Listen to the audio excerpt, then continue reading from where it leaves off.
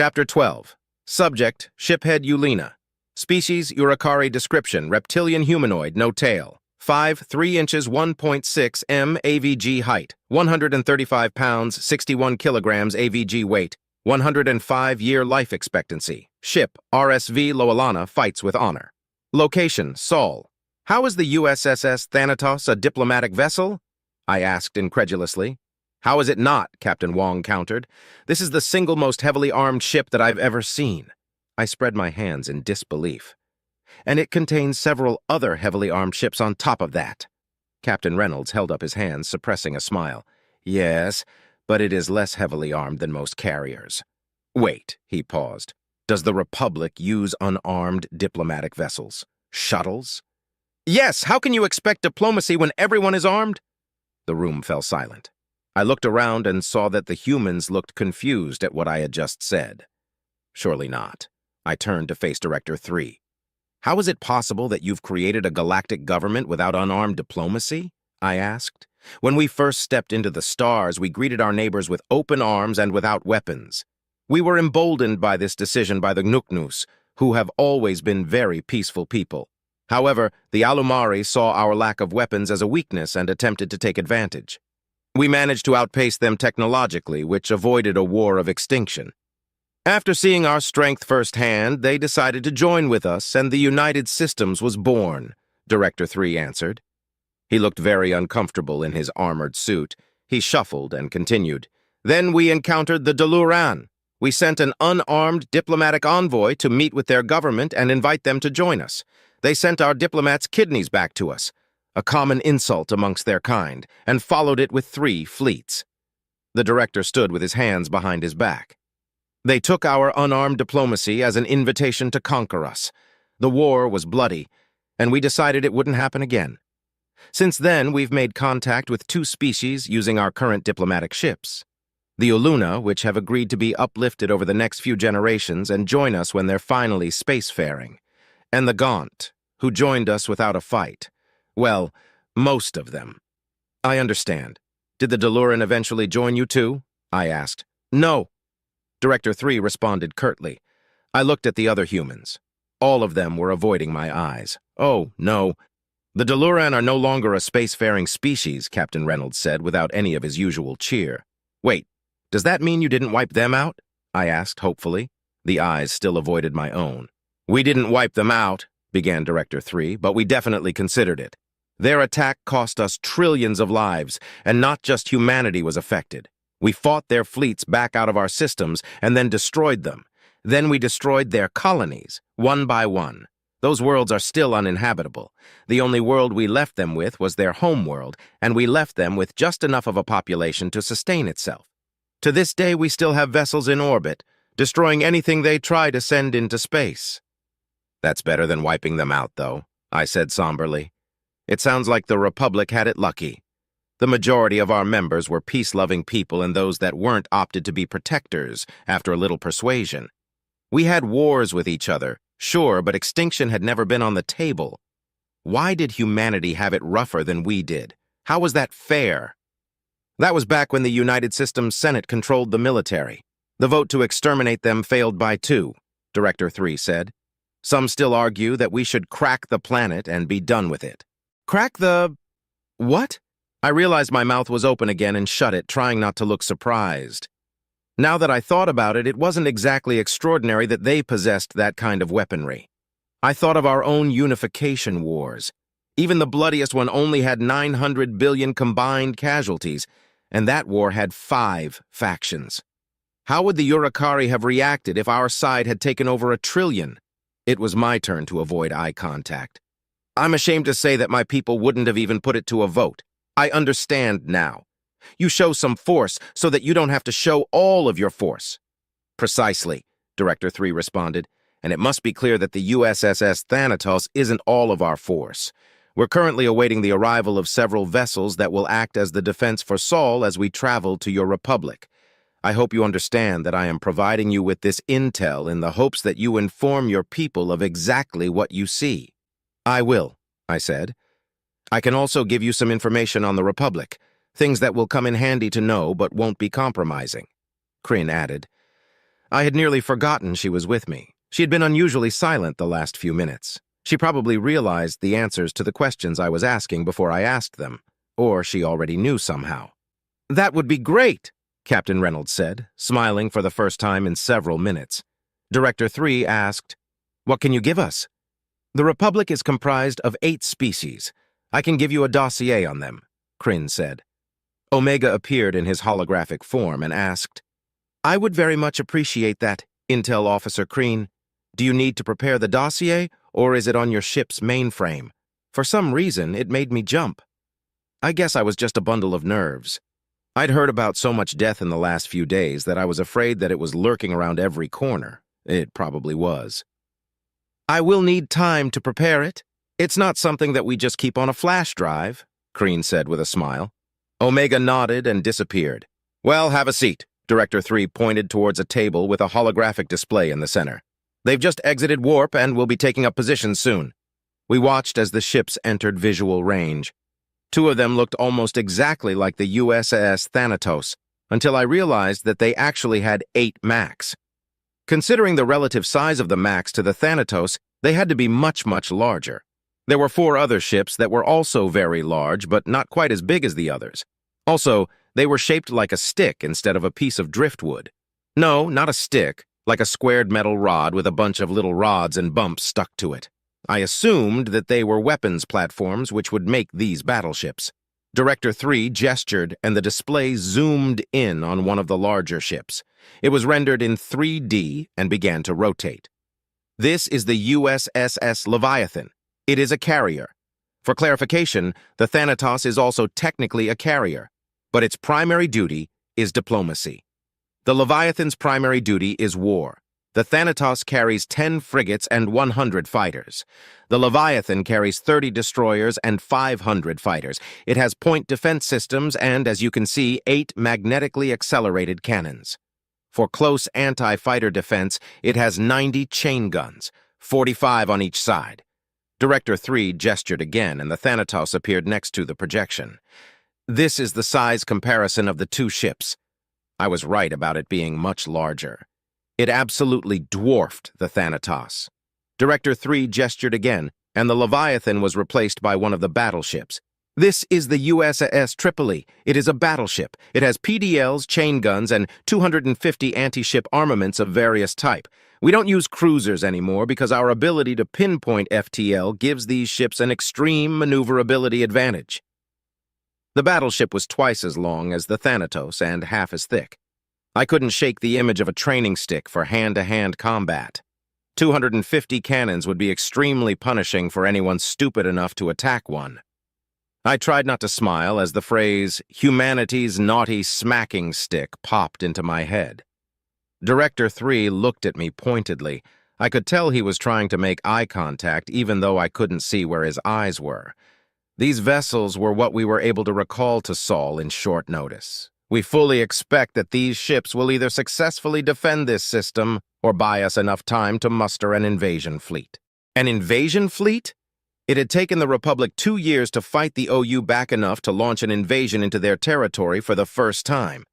And the United Systems was planning to invade while being invaded? Absolute madness. "You're actually going to invade the OU while defending Saul?" I asked, trying to mask my disbelief.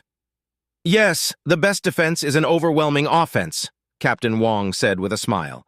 "So far, their offensives have been unimpressive. We want to show them how it's supposed to be done." Chapter 13. Subject, Shiphead, Eulina.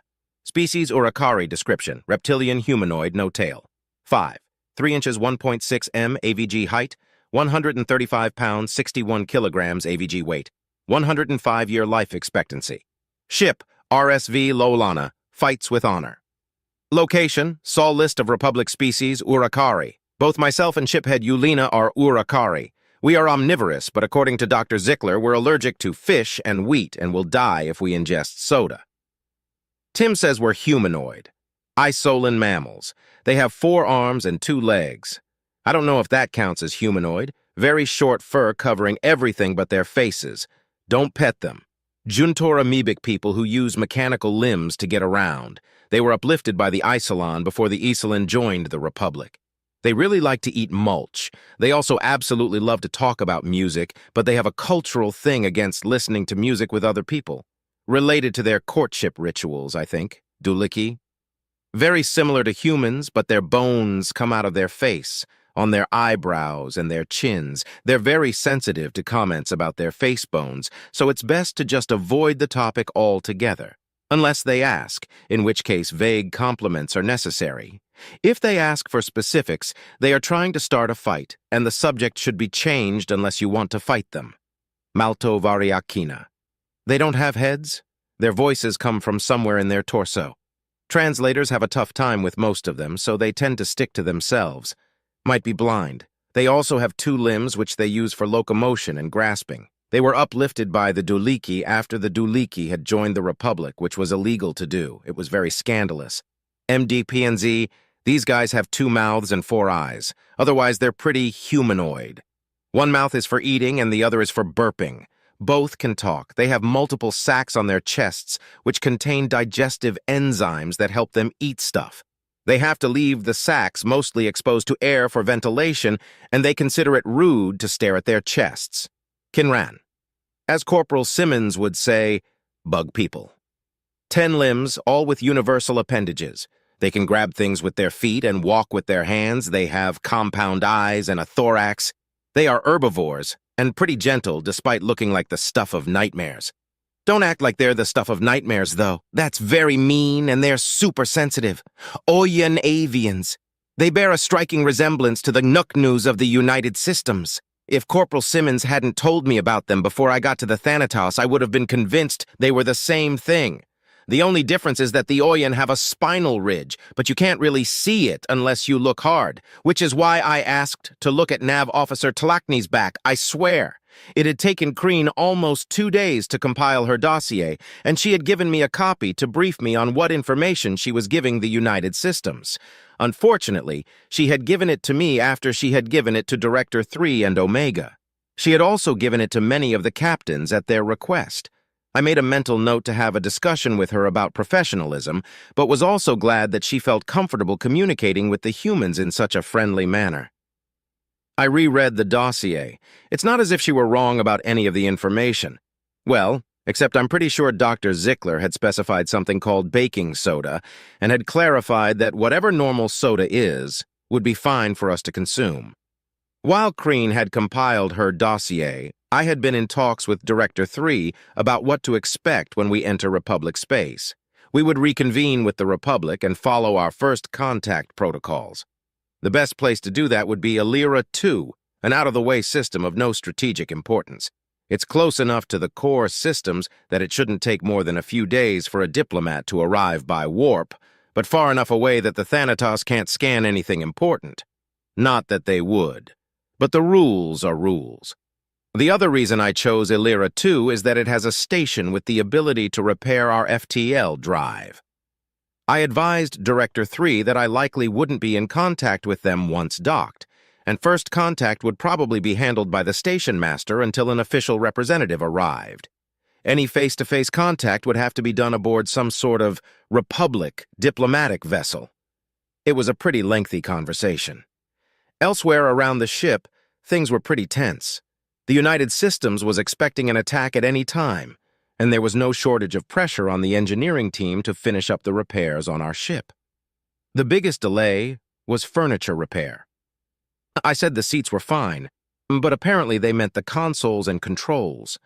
I spent most of my time visiting my crew, trying to keep morale up. A lot of us had lost friends, and some of us had lost family. Most of the injured had made full recoveries, but some were having difficulties with shrapnel and broken bones. Kron was already able to walk around, with some difficulty, which Kreen was thrilled about. Tim showed her a video of an infant deer, and she had quickly pointed out the comparison to Kron. Turns out Captain Wong isn't the only organic being Tim likes teasing. I visited the morgue, where our dead had been vacuum-sealed and frozen for preservation. I had visited them every day since we boarded. 6 caskets sat silent, a testament to my command capabilities. Every day before chow, I came here, apologized, and wondered if I could have done anything differently. It hurt, but part of command is knowing that you have to do better next time. What made it worse was that there should have been 10. 4 of my people were floating in the void, and only the sun knows where. They would only get ceremonial funerals. I hoped their families would grieve them without breaking. My aunt had drank herself to death after my uncle died. He had been on the wrong side of an airlock malfunction and had been shot out before anyone even knew what was happening. Since it was a trade station, their sensors couldn't find his body. Being able to see your loved one's resting face was painful, but at least it brought a certain closure. Part of me dreaded going home and having to write the families. I wished there was a way I could bring them back or stay here in Saul or die to the OU, anything to avoid the worst part of a shiphead's duty. Once I finished my contemplations, I went to Chow. They had a wide variety of food, and I found myself drawn to something called spaghetti Americani. I was told that it contained wheat, however, so I grabbed something called a salad. I sat with a human who had grabbed the same thing so I could watch how to eat it. She looked a lot like Captain Wong, but something was a bit different about her face. I couldn't quite place it. "First, you use your fork, that's the one with the prongs, to give it a good stir," she politely explained. "Like this?" I asked as I mixed the ingredients with my fork. "Exactly. Now you take the container there. Yes, that one, and you empty its contents over the salad. Yes, like that. Thank you. You're very kind." "No problem," she smiled, turned back to her food, and whispered, "I humbly receive." I felt like I was witnessing a personal ritual, so I turned to my own meal. Leafy greens with orange roots that were sliced thinly, and bits of meat were now covered in an orange sauce called salad dressing. I took a bite and was surprised at how flavorful it was. I tried each bit individually and found that the flavor was coming from the orange root, the dressing, and the bits of meat. The leafy greens were just as flavorless as they were back home. The next day, I had decided to visit the gym at the invitation of Lance Corporal Johnson when I was interrupted by a message. The repairs of the Loalana were complete, and they wanted my crew and I to prepare to board. Tim helped me brief everyone, and I headed for my ship. When I got to engineering, I was greeted by Plenus. He beamed at me and said, "We've finally got her up to snuff, except for the FTLD, of course. Everything else is just about good as new, I think." "Thank you, Plenus. I can't wait to take her for a spin," I replied as Crean jogged up to meet us. "Shiphead, everyone else is on their way. It's going to take some time to load the injured. Looks like I got here first," she grinned. "Permission to come aboard?" "No, I got here first," I returned her smile. "Permission granted." I remained at the gangway and greeted the rest of my crew aboard. I somberly waited as the injured and dead were loaded aboard as well. Captain Wong and Lieutenant Babanin had come to see me off. They raised their hands to their foreheads. I mimicked the gesture and boarded the RSV Loalana for the first time in days. I was struck immediately by how clean everything was. The Loalana was a pretty old vessel, and over time some grime had become somewhat of a fixture. Not anymore, though. I wondered if the United Systems had ship detailing services I could occasionally use. I did a quick inspection of the ship before heading to the bridge. Everything looked better than it had before we got attacked. Eventually, I got to the bridge and it did not fail to impress. If I didn't know any better, I'd swear they'd even reupholstered my seat. "Shiphead Ulena, are you and your crew settled in?" Captain Reynolds said over the comm. "Yes, Captain Reynolds, thank you for everything," I responded. "Not an issue. Always happy to make new friends. Prepare for warp." I looked at Leona and Crean with a smile. They practically beamed back at me. Time to go home. Chapter 14. Subject, Lead Intel Officer Knuffer. Species, Isolin description, mammalian shokanoid, no tail. 5. 9 inches, 1.75 m AVG height. 180 pounds, 81.6 kilograms AVG weight. 95-year life expectancy. Station, Iratona 3, Watcher 3. Location, Illyra 2. Iratona 3 was a pretty boring assignment most of the time. Occasionally, we'd see something weird, but it would always either be somebody under the influence or a rock. In theory, we were a military scouting station designed to watch deep space for enemy contacts, but we were on the wrong side of the Republic to be getting any action. The Omni Union would have to go well out of their way to get to us, and it genuinely wasn't worth it. We weren't guarding a colony or anything important. We were just here as an early warning system for the populated systems that you would have to warp through us to get to. I reckon that an enemy probably wouldn't even exit warp on their way through. That's probably why we didn't have any assigned military vessels, just scout ships and station defenses. Scout ships are about half the size of normal corvettes and don't have even half as much ordnance, so they're just about useless in a fight. The only real time we see military vessels is when they come for dry dock repairs, which isn't often. We've also got civvies. They stop off to trade with each other, fix their ships, and rest on longer journeys. The income the station makes from the civilian ventures is likely what keeps it running, if my pay were any indicator. I gazed out the viewport into the stars in quiet contemplation when the proximity alarm sounded. Unknown? Ma'am, unknown contact just exited warp right outside the system, Blinus, my Dulicki second-in-command, said as he looked up at me. I looked at the readout. For sensors, they weren't really making any sense. They were definitely picking up warp leftovers and were definitely picking up an object, but if it weren't for the warp signature, I'd swear this thing had to be a small comet. It's too large to be a ship, but unless comets have secretly been sentient this entire time, they don't warp.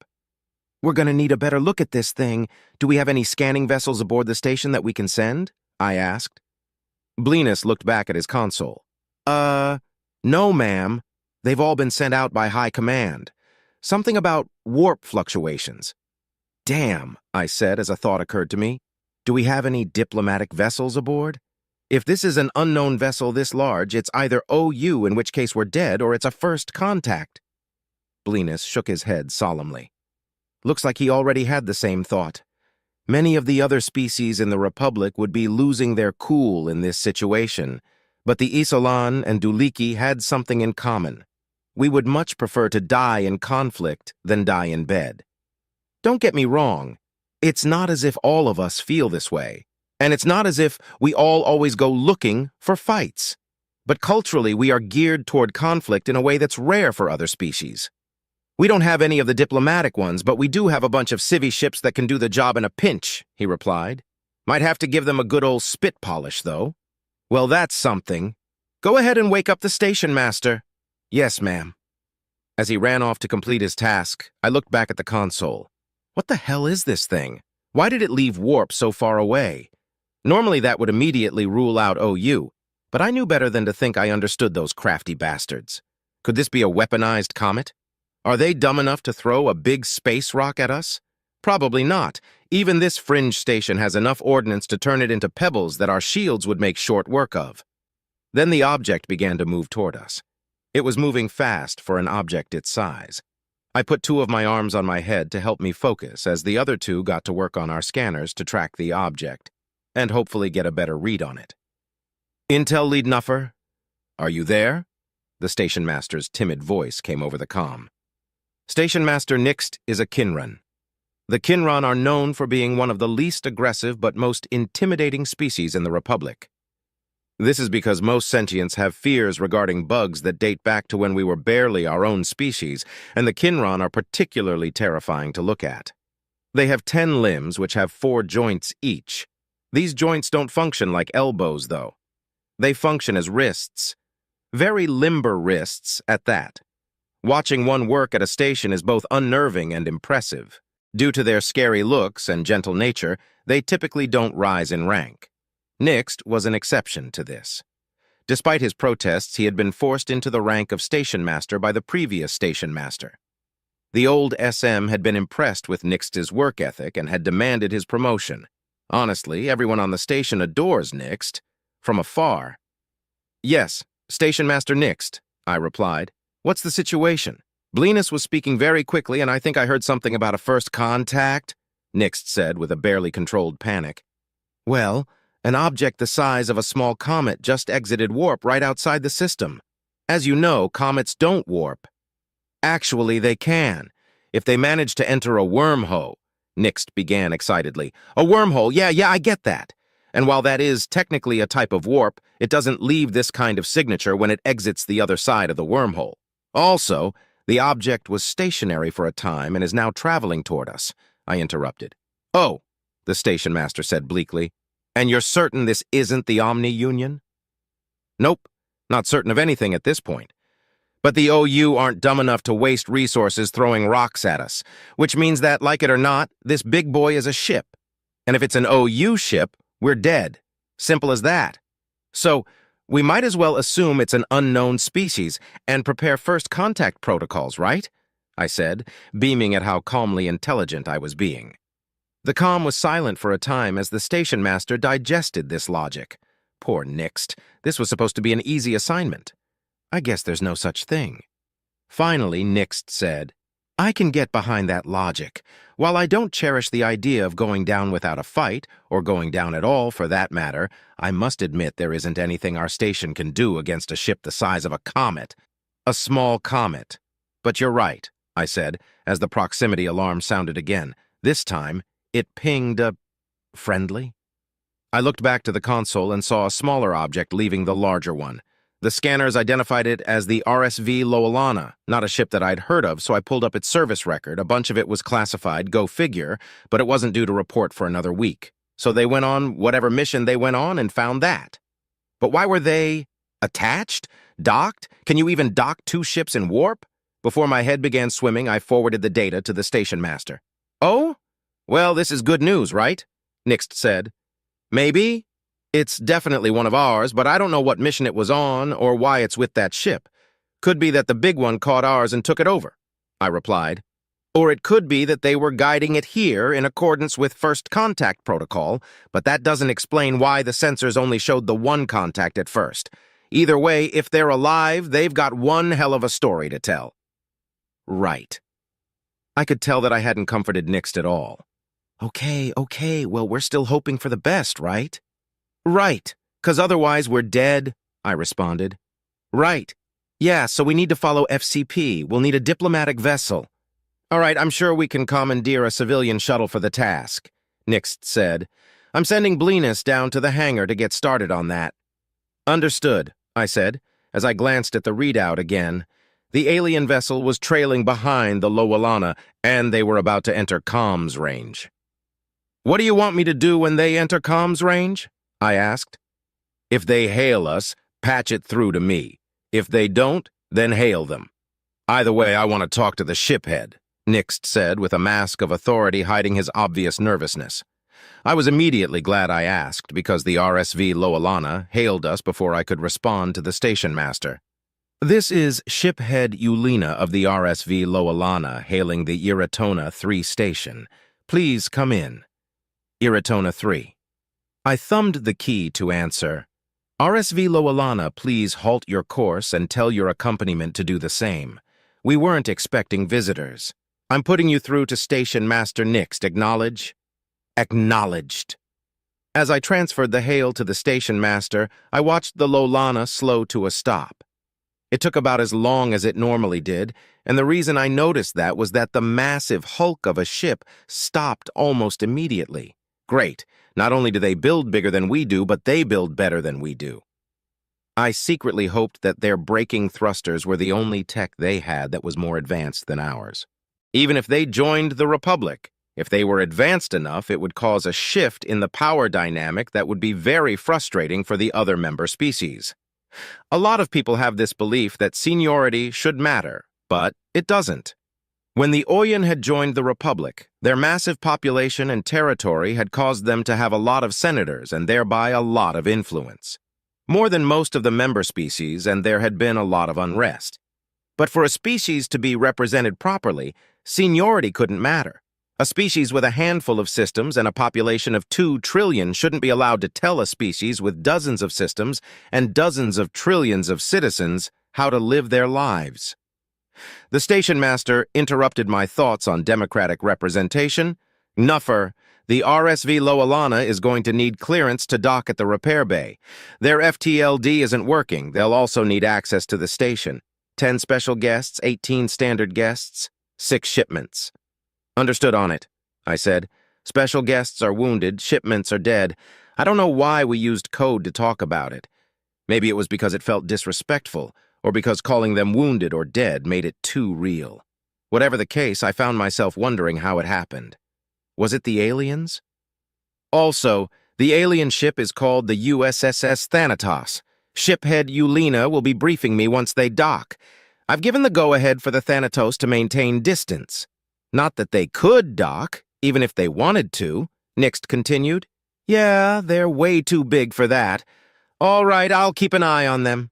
Let me know what Yulina says, I replied. I'm certain it's going to be interesting. Yes, Nixt said. Let's hope it's interesting in a good way, though. Chapter 15. Subject, Shiphead Yulina. Species, Urikari description. Reptilian humanoid, no tail. 5e, 3 inches, 1.6 m AVG height. 135 pounds, 61 kilograms AVG weight. 105-year life expectancy. Ship, RSV Loalana, fights with honor. Location, Illyria 2. I had warned the Thanatos that there may be delays in communicating with them because of our first contact protocols, but I still felt a certain sense of unease. I had let the aliens get my hopes up about our war with the OU. If they help us, we're damn near certain to win. But certain anxieties were haunting me now that I wasn't with them anymore. What if the United Systems decide to just go home? What if our diplomat messes things up with them and they declare war? What if they mess things up with the diplomat and we declare war? Shiphead Yulina, this is Station Master Nixt. Please respond. The hail saved me from further spiraling. This is Shiphead Yulina, I replied. You have clearance to dock at Repair Bay 2. Your special guests will be escorted to their quarters, and your shipments will be delivered, Nixt said. Please come see me when you have a chance. Understood, Shiphead Yulina out. I hated the code words for injured and dead, and most places didn't use them anymore. It's only out-of-the-way stations that still use them. I remember being told that they had originally been used to avoid a panic in case civilians were listening in on the comms. That would make sense, except that civilians have the right to access, so they get to see our casualty counts in near real time. R2A has been around forever, so it was hard to imagine this crap was just a relic. Kran was injured and Jular, his off-shift, was dead, so I was manning the nav console. If it were standard maneuvers, or even standard docking, pretty much any crewman would have been able to handle it. Internal docking is a bit more difficult. In theory, the computer knows where the dock is and where the ship is, and where the clamps are supposed to go. In practice, it's usually off by an inch or two. That can cause damage to the ship and to the dock, so the pilot has to know where the ship is and where the dock is and where the clamps are supposed to go and make sure the computer doesn't fuck it up. It had been a few years, but it was still muscle memory. The computer was a tad too deep and had overcorrected our yaw, so I input the corrections and slowly docked the Loalana. Come to think of it, it hadn't even been docked in the USSS Thanatos. It had been grabbed and scooped up. That still felt wrong on a very deep level. Attention all crew, I said into the intercom. We are officially docked at Eurytona 3 in the Illyria 2 system. While we're docked, you are off duty, but you must remain aboard the ship. I want you all on your best behavior. If you're good, it will be easier to get some shore leave approved. A cheer ran through the ship. Sure, they had just had a fantastic adventure aboard the Thanatos, and the Eurytona was likely to pale in comparison. But cheering at shore leave is tradition. I will be meeting with the station master as the repair crew comes aboard. Stay out of their way so we can have FTL back, I smiled as I paused for dramatic effect. Dismissed. Another cheer rang through the ship. I advised Luna that he had command and went to the airlock. As I walked down the gangway, I felt relieved that it wasn't a plastic tube and had gravity, unlike the last time I had exited the vessel.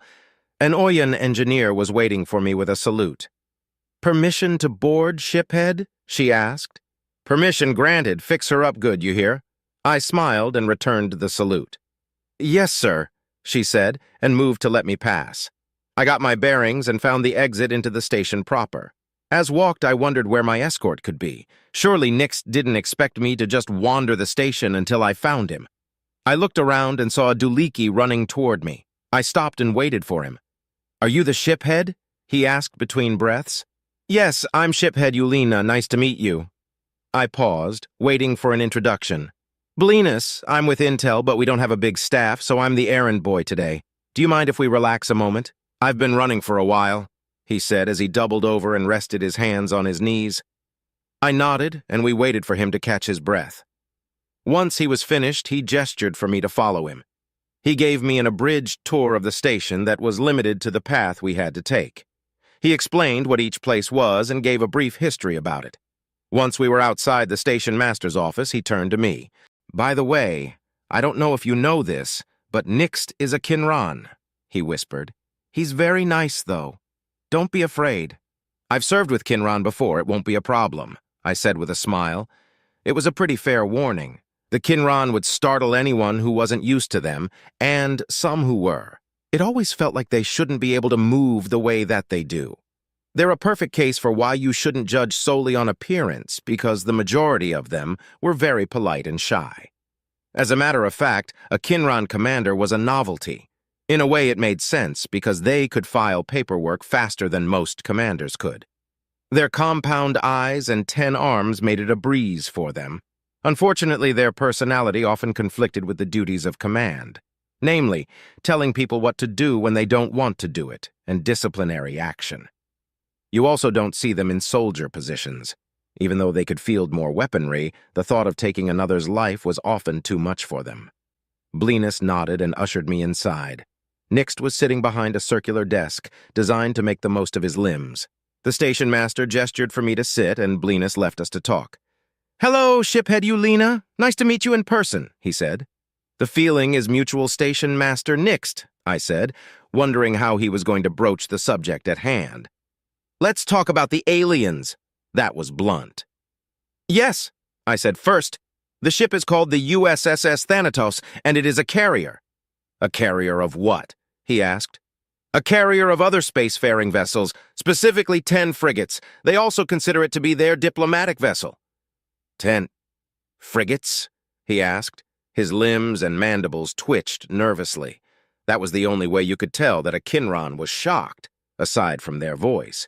They don't have eyelids or eyebrows to raise. You also couldn't tell where they were looking because they were looking everywhere. Compound eyes. "Yes, they come in peace, though. Their war vessels are much more terrifying," I said, remembering what I had seen. "I take it they are a very advanced race?" Nixt said. "Races. There are multiple. The second thing is that they represent another galactic governing entity known as the United Systems." "There's another republic?" His limbs twitched even more frequently. "I'm not sure if the U.S. is a republic or not. I know they have multiple governing agencies, one of which is called the Directorate. They run the military. One of the directors is aboard the Thanatos and will be handling first contact," I said, knowing what the reaction would be. "Their military handles their first contact?" he asked in a shrill voice. I was going to give this poor Kinran heart failure. "Yes, but they have good reason for that. Their side of the galaxy is a little bit harsher than ours, and they've had to fight for survival very hard. I assure you that they come in peace, and if we play our cards right, they'll help us with the Omni-Union. They've already begun planning an invasion of OU space." He held up 8 of his limbs to stop me. Okay, hold on. Before you continue, I want you to know that I brought you up here to ask you for a favor." "What would that be?" I asked with a genuine confusion. "First contact protocol dictates that any meetings done with aliens must involve a Republic diplomat and whoever governs the system that the meeting takes place in, meaning me." He paused. "I am a Kinran, and we're known for our off-putting appearance and timid nature, the exact opposite of what you want in a diplomat." I nodded my understanding. "The thing is, there is a provision that exempts Kinran from this duty for that reason, so the duty falls to whomever I elect it to. I want you to do it," Nixt said, as he gestured to me with 2 limbs. "I'm not in your chain of command, Station Master," I said. "I know, and I would have my intel head do it, but I want her on scanners just in case something terrible happens. I've already cleared it with the diplomatic corps. Since you're not under my command, I'm asking rather than telling, though." He twiddled his limbs nervously. "Yeah, okay, I'll do it. They already know me quite well, so it shouldn't be a problem," I said, consigned to my fate. I never ever in all of my life wanted to be a diplomat. "Thank you!" He jumped forward and shook my hand. I managed to suppress my natural reaction at this and shook his grasper. As he took his seat again, he said, Good. The diplomat will be here in 2 days. Should we quarantine part of the station and grant the aliens access? The Thanatos has very good amenities and is well stocked. They'll likely decline an invitation to the station. They want a truce as much as we need one, and less can go wrong if they remain aboard their ship. Still, it wouldn't be a bad idea to extend an invitation to show peaceful intentions. They know how freaked out we are by their tech and ways." Nixt nodded and said, "Gotcha. All right. We'll extend an invitation and see. Also, Command wants a full report from you as soon as possible. They're willing to forego a full debrief in light of the present circumstances, but they still need their paperwork." "Understood. I'll do it as soon as I can." Nixt gave me the unnerving Kinran equivalent of a smile. "So, shiphead, tell me about what happened." "All right, we were sent to investigate some warp fluctuations."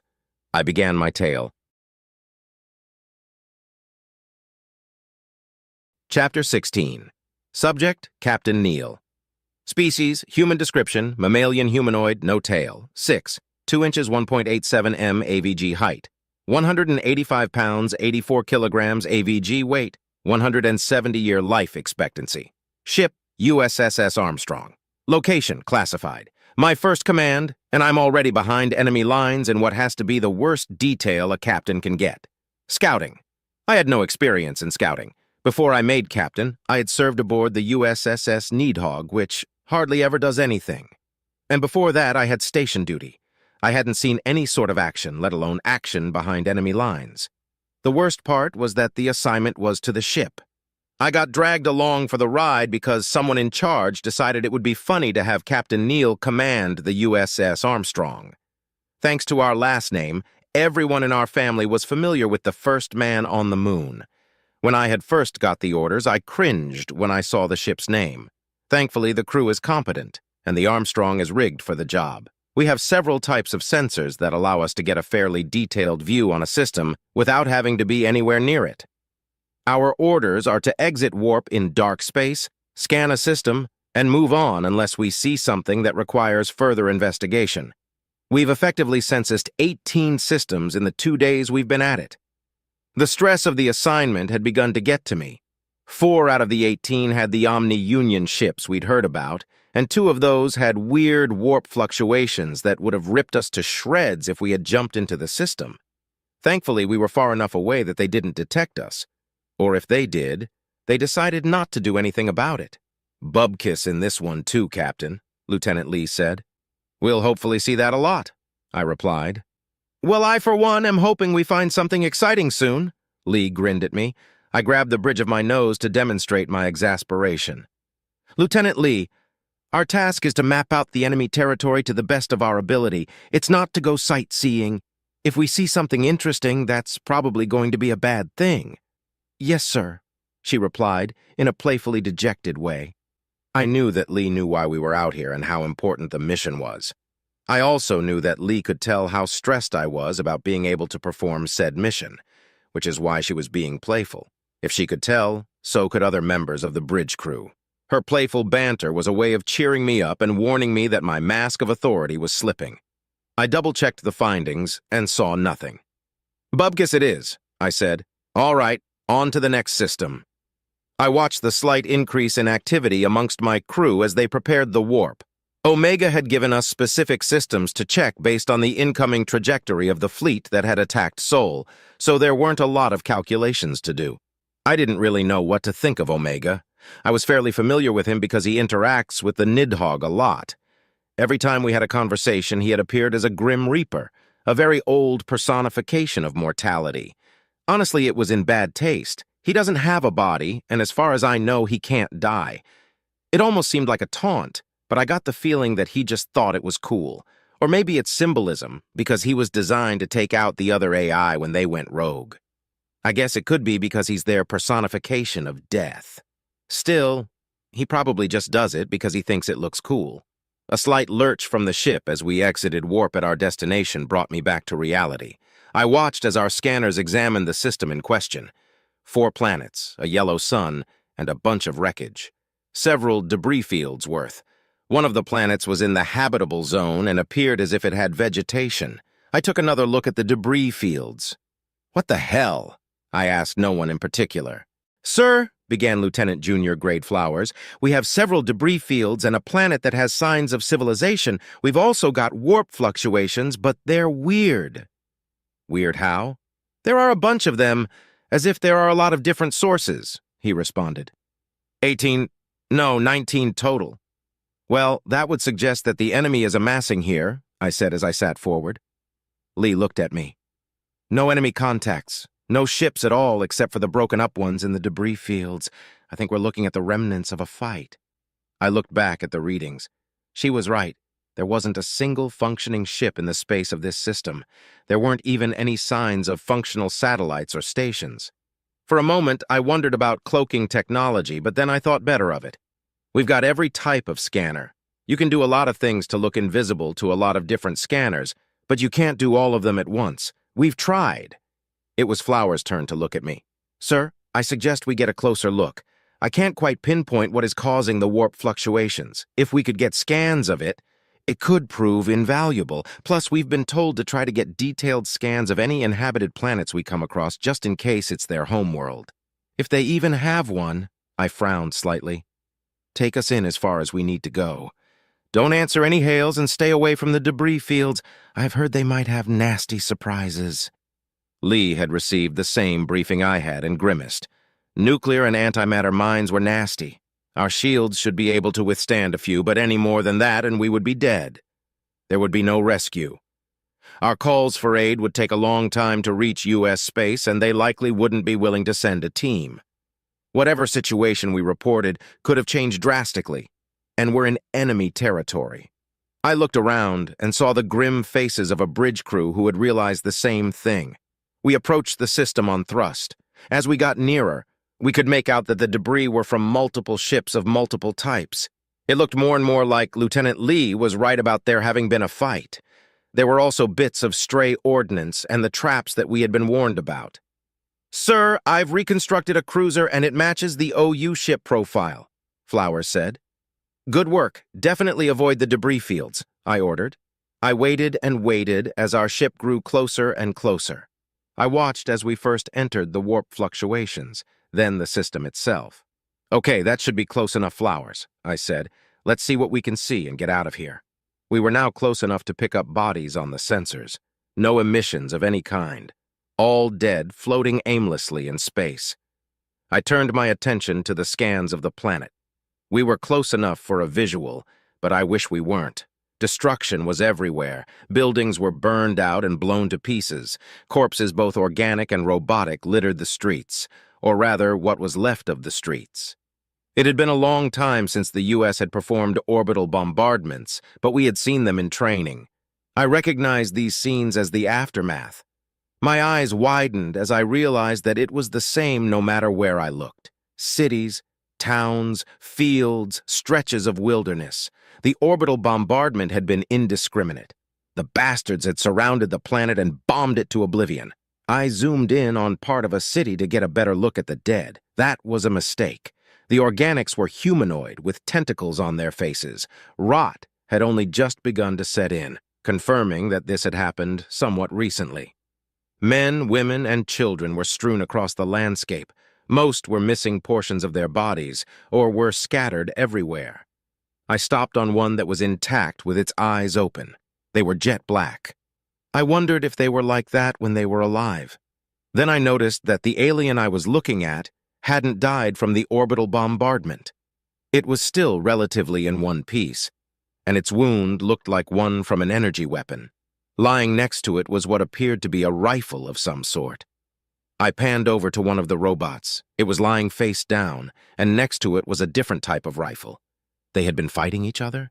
The orbital bombardment must have been preceded by an invasion. But then, where are the winners? I was baffled until a horrible thought occurred to me. Xenocide. The bombardment and invasion had been to exterminate, not to conquer. I couldn't help but express my horror with a small sound. I looked up and realized that everyone else was looking at the same thing and coming to the same conclusion. A war of extinction. Something that had been avoided at all cost in our history. We had even forgiven the baby eaters, the Deluran, to avoid having one over our heads. This was the horror we had avoided. How can something live with itself knowing that it's done this? I felt myself involuntarily gag as I realized that my ancestors very nearly did something as atrocious as what I was looking at. I felt an immense shame as I realized that I might be related to something that said yes during the Deluran vote. Even the children? What kind of sick, demented fuckwit would ever think that this was okay? That it was justified? Only comfy, cozy, fat fuck politicians who never bled a day in their life would be okay with this. That and sick fucks who need an entire team of therapists to even hope to be normal. I saved the data. When we got back, I would make sure Omega got this. I'll beg him to never let us do this. I'll give anything to be able to be certain that we never turn into the lowly creatures that would kill children just for the sake of winning a war. I felt a tear roll down my cheek, and a sniff from the bridge crew reminded me where I was. I wiped my tear and looked up. We all know what we're seeing here. We know it in our hearts, and our hearts are screaming at us that it's wrong, and it is. Those that did this will be punished. We will punish them with all of our might, and we will make them regret this. Even if they can't regret now, we will teach them. I slammed my clenched fist into my armrest. We will pound it into them. I stood up. We nearly did this to the Deluran, but even back then, more than half of us knew it was wrong. We will save this data and return it to the United Systems. The near half of us that voted yes will see what it is they were voting for. Until then, back to work. Flowers, have you turned up anything? Yes, sir. The warp fluctuations are coming from machinery, he responded, wiping his face. I sat back down. Any idea how it works? No, I'm not an engineer, sir, but I've scanned it thoroughly enough that we should be able to extrapolate schematics. Sir, Lee interrupted, what about Earth? My blood ran cold. The current population of Earth was 312 billion. They wouldn't go down without a fight. But that many people. We'll give them the best chance we can. I want detailed scans of everything. Extrapolate enemy ship profiles and armament, I said, as I looked back at the screen. We will do everything in our power to make sure this doesn't happen again. Sir, by the time a message with this much data reaches Sol, the assault will likely have taken place. The only way we'll be able to get this intel back to them would be to abandon our current mission and return to Sol with the data, Flowers said. I looked at our list of systems. 4 left. If we had more left than that, I would say to abandon the mission and return to Sol with haste. But 4 will only take a few more hours if we're fast about it. Technically, we were supposed to continue scouting based on our own readings after we finished with these systems. I think Command will forgive us that, though. There's no way they're expecting the enemy to be xenocidal. They're probably thinking that the system will be occupied by enemy forces, and the occupants will be enslaved until we take the system back. Hell, they might chew me out for finishing the mandatory part of the mission. That's what I'll hope for, at least. Okay, we'll finish the census and make speed back to Sol. How are the readings coming along? I asked. We'll have them done momentarily, should we? Flowers paused for a moment. Should we do something about the planet? There's nothing we can do, I said with grim finality. We can't accept any hails, and if we start hailing and the enemy is still down there, we're compromised. If there are any survivors, at least they're on their home planet. Air to breathe and food to eat. There's not much more we can do for them than that. Aye, sir, Flowers said. I turned back to the images of the planet's surface. I had been nervous about fighting the enemy before. Scared, even. Now I can't imagine anything I want more than to eradicate them from our universe. The rage that welled up inside me quickly overtook the sadness and horror I had been feeling. The only thing that pissed me off more than what they'd done was that I couldn't make them suffer for what they'd done. I ran a quick tally simulation on the data from the planet. The estimate came to 32 billion. Damn, anything over 20 billion is usually a home world for a space-faring species. I silently hoped they had colonies out there somewhere, but doubted it. Humanity hadn't begun extra-system colonization until we had hit around 50 billion people on Earth. By then, we had multiple habitats on Mars, Titan and Luna as well. The Nuknus and the Gaunt had followed a similar path. The Alumari were an outlier because they were insectoid. I double-checked our scans. There were no other signs of habitation in this system. It was extremely unlikely that these people had extra-system colonies because they didn't even have inter-system colonies. I turned my attention to our extrapolations of their ship schematics. They had been fairly advanced, too. The enemy fleet must have been massive. Captain, we've finished the scans of the wreckage. We're good to go, sir, Lee said. Roger, let's move on then. Next system as fast as we can manage, I ordered. The next system contained nothing of note. The one after that contained a small fleet of OU vessels and a few uninhabited planets. They didn't notice us. The third system contained a larger fleet, but still no inhabited planets. We double-checked to make sure that there weren't any ships that didn't match what we had scanned. There weren't, so we moved on to the fourth and final system. As the ship jostled slightly from the exit of warp, I felt that something was wrong. I don't know if I had caught a glimpse of the scanners out of the corner of my eye, or if it was some sort of sixth sense. Maybe I had felt the tension that suddenly emanated from the crew that was monitoring the sensors. "What is it?" I asked urgently. "Sir, there's an absolutely massive amount of OU ships in this system. And 5 planets with signs of habitation," Flowers said with a hint of fear in his voice. "Do they see us?" Flowers was silent for a few moments. "Lieutenant Junior Grade Flowers, do they see us?" I asked louder. No, sir. They don't appear to have noticed our presence," he finally answered. "Good. Let's get what we need and go to Sol. Quickly, people," I ordered. The crew set about their tasks with gusto. We got profiles for each ship. There were around 3,500 ships. We compared the profiles to what we had on record. They had battleships, cruisers, frigates, destroyers, and corvettes. The corvettes that matched our profiles were the warp disruptor ships. They were inactive. The ones that didn't match the profiles looked like lightly armed shuttles, light transport ships, most likely. There was only one of the big types that didn't match our profiles. It also didn't seem to match the designs of their other ships very much. It looked fatter than the other ships, bloated even, as if one of their battleships were in the final stages of a pregnancy, kind of like when you compare our battleship ships to our carriers, I said. "I think so too, sir. There are 10 of them," Lee said. "What about the planets?" I asked. "We can't get close enough for a detailed scan, but there are extensive signs of habitation on 5 of them. 3 out of the 5 would not suit organic life," Flowers responded. "What does that mean?" "Well, sir, one of the planets is extremely toxic. Another doesn't have a readable atmosphere. The third is a frozen planet that has parts of it reaching true zero. Also, the OU are not attacking these habitats," Flowers said. "So it's likely the robots are responsible for the habitats?" I asked with amazement. "Yes, sir, but we're not able to get a definite read on the structures," Flowers said. "Also, there appear to be space stations that are manufacturing new ships. I'm counting 12. This was huge. 5 colonized planets that the machines weren't attacking. A fleet of 3,500 ships. And on top of all that, shipyards. Even if this isn't their home system, destroying it will definitely set them back. It was unlikely they would let it go without a fight, though. I remembered the briefing. 250 million enemy ships. If they all converged here, we would need to use the Dreadnought. The Marines aren't going to be happy that they won't get to put boots on the ground. "All right, everyone. Finish up the intel gathering," I said. "Let's get back to Soli." Chapter 17. Subject, Shiphead Eulina. Species, Urikari. Description, reptilian humanoid, no tail. 5, 3 inches, 1.6 m AVG height. 135 pounds, 61 kilograms AVG weight. 105-year life expectancy. Ship, RSV Loalana, fights with honor.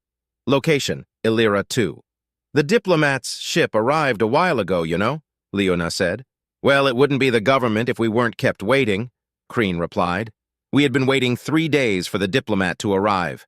It was a nervous wait for me, because the last thing I ever wanted to be was a diplomat. It's far too complicated, trying to appease all of the different cultures of all of the different species while simultaneously trying to milk them for all they're worth seems like a lot more work than being shot at and shooting back. I could barely keep track of who was angry at who and why on my own crew, let alone the entire galaxy, and now we're dealing with what someone could easily mistake as an alliance of warrior races. I sincerely hoped that they had sent someone extremely competent. Director 3 seemed pretty reasonable, but we shouldn't press our luck. Most of my crew had taken the shore leave that Station Master Nixt had offered, but Crean, Leuna, and I remained aboard the Loalana. I was far too nervous to have any fun, and my bridge officers had decided that I needed company. Kron was still in medbay relearning his motor skills. It was coming along nicely, and he should be able to return to duty any day now. I wondered who I should make my new second, or if one would simply be assigned to me. "Shiphead Yulina, the diplomat is here and waiting for you. Come meet us in my office, please," Station Master Nixt said over the comm. "Understood, on my way," I replied. I shrugged at Kreen and Luna. They returned the gesture. I got up and started to exit the ship. Along the way, I passed the engineering team that was handling the repairs. They'd had to order parts for the FTLD, which had arrived before the diplomat. Now they were working feverishly to complete the repairs. They assured me that they would be done by the end of the day today, and I was inclined to believe them. I passed a few of my crew on the way to Nixt's office, giving them a wave, which they returned. I had written the letters to the families informing them of the passing of their loved ones, and our dead had been sent off. I found myself hoping that they had found some peace as I knocked on the door to the station master's office. "Come in," Nixt's muffled voice came through the door. I entered and saw Nixt sitting in his chair. An Urakari in the diplomatic corps uniform was sitting across from him. As they turned, my jaw nearly dropped off my face in shock. "Hey, Yulina, long time no see," Uluni said. My mother had written me a while ago, letting me know that my sister had become a politician. I had thought at the time that she had meant that Uluni had become a mayor of some colony city. The diplomatic corps was a very high-ranking position in a politician's career, and most diplomats eventually become senators. I was very surprised to see that my sister had become an ambassador so quickly. I cursed myself for not writing my mother more often. "Hi, Uluni, this is a surprise," I said after swallowing a couple of times. "I can tell," she laughed. "I haven't seen you in, 13, 14 years?" "Yeah, since I entered officer school," I said. Nobody would be able to tell we were siblings at a glance. My scales were brown and green, and hers were purple and blue. I was a good 4 inches taller than her, and she was far thinner than I. The only way that you could tell without being told is the Yule family syllable in our names. But even then, you'd assume we were cousins, not siblings born 2 days apart from one another. I was older, of course. "So, tell me about the aliens. How's their temperament?" she asked in a professional manner while simultaneously maintaining her joyful demeanor. "Creepy." "Right, yeah. They are friendly enough. My crew and I would be dead without their help.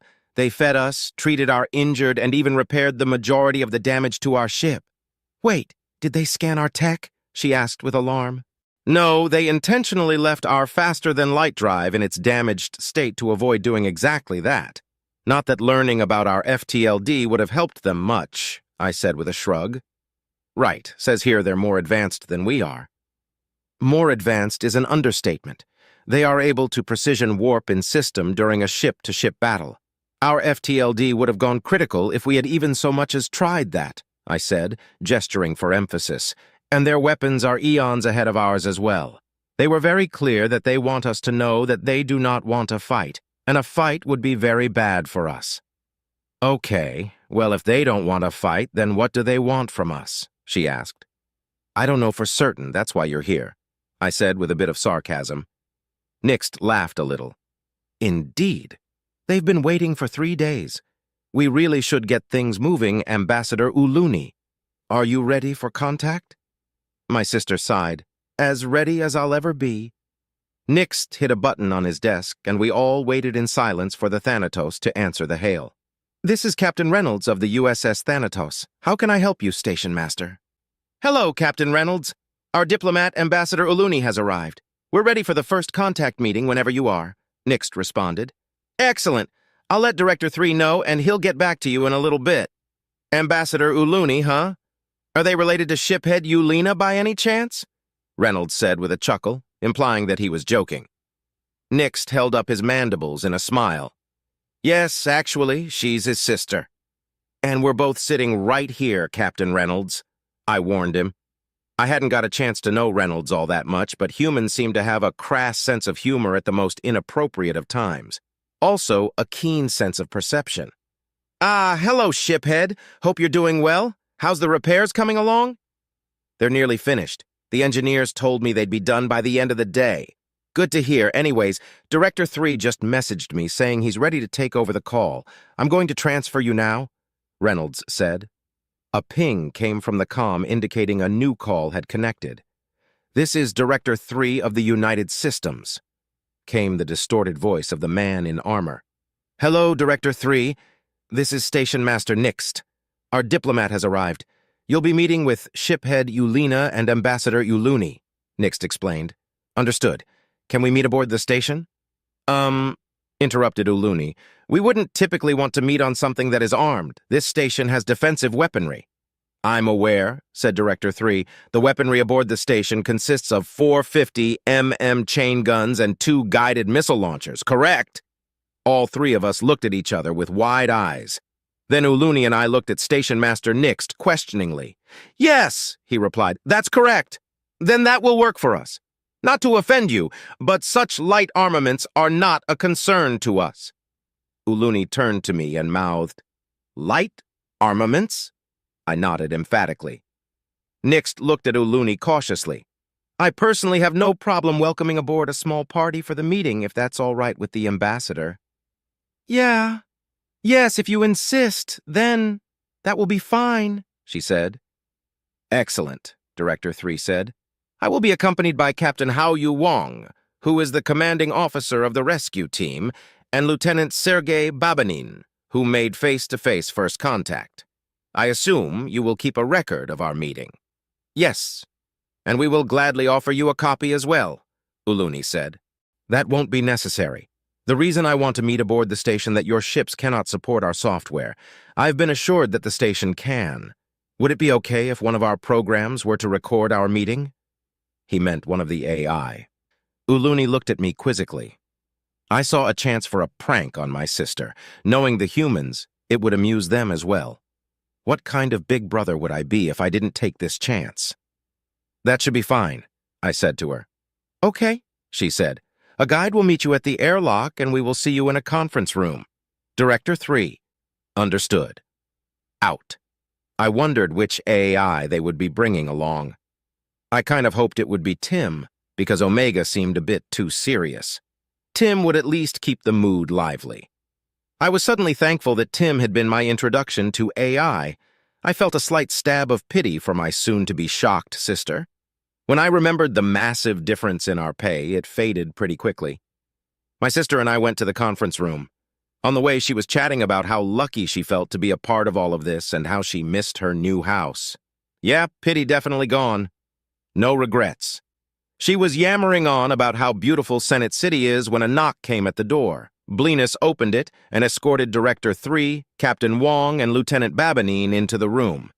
The captain and the lieutenant were wearing their uniforms, and Director 3 was wearing his armor. They each took their seats. "Thank you for allowing us aboard your station. I am Director 3 of the United Systems. I will be our lead ambassador for this first contact. This is Captain Wong and Lieutenant Babanin," he gestured to each. "Thank you for taking the time to meet with us.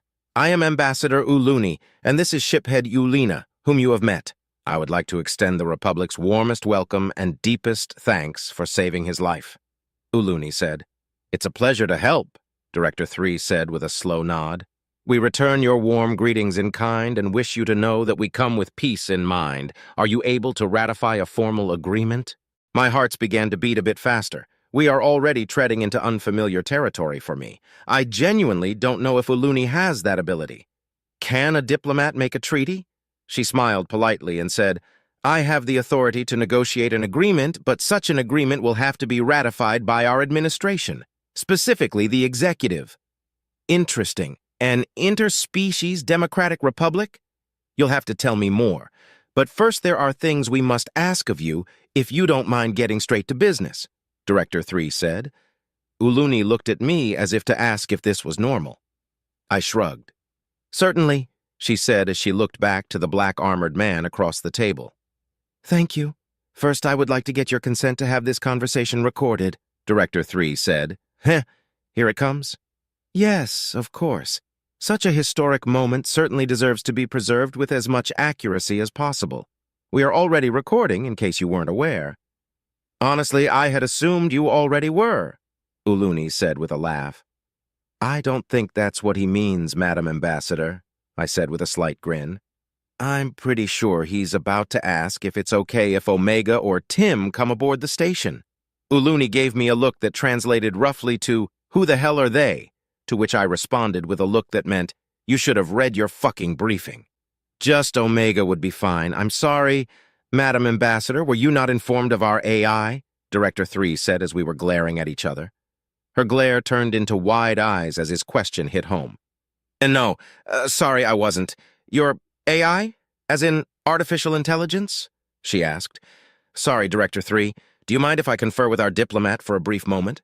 I asked before she could make a fool of herself. "Certainly, we'll wait here," he said politely.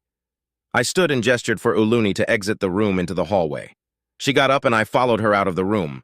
As soon as the door closed behind me, she spun around. "What the fuck?" she asked. "That's my line," I said. "Why didn't you read your damned briefing?" "I skimmed it. This is my first contact," she yelled. "I had to study the fucking protocols, but what the fuck do you mean they have AI?" "Well, if you had read your fucking briefing, you would know that these guys are so advanced they don't even consider the OU to be artificial intelligence," I yelled back. "And after meeting 2 of their AIs, I don't either." She looked at me with a mixture of shock and incredulity. I gave her a similar look back because I was stunned that she had come to this so unprepared. But a little part of me was kind of happy that she was still the same sister that I grew up with. She never was good at homework. "Okay, listen, the Omni Union are comprised of programs that these guys call virtual intelligences, or VI for short. Do not ask one of the AI what the difference is if you don't want to get compared to a lizard," I said quickly. "You should give permission for one of the AI to board. We don't have a way to prevent it anyway. You'll understand if you get the chance to talk to it." "Their AI can fucking talk?" she asked. "Yes, and frankly, they have a tough time shutting up. At least in my experience," I said. "Anyways, they wouldn't ask if they didn't have a good reason for it, and as far as I can tell, they aren't malicious. They have their own laws regarding first contact, and their AI follow them to the letter. It's why they didn't fix the Loalana's FTLD."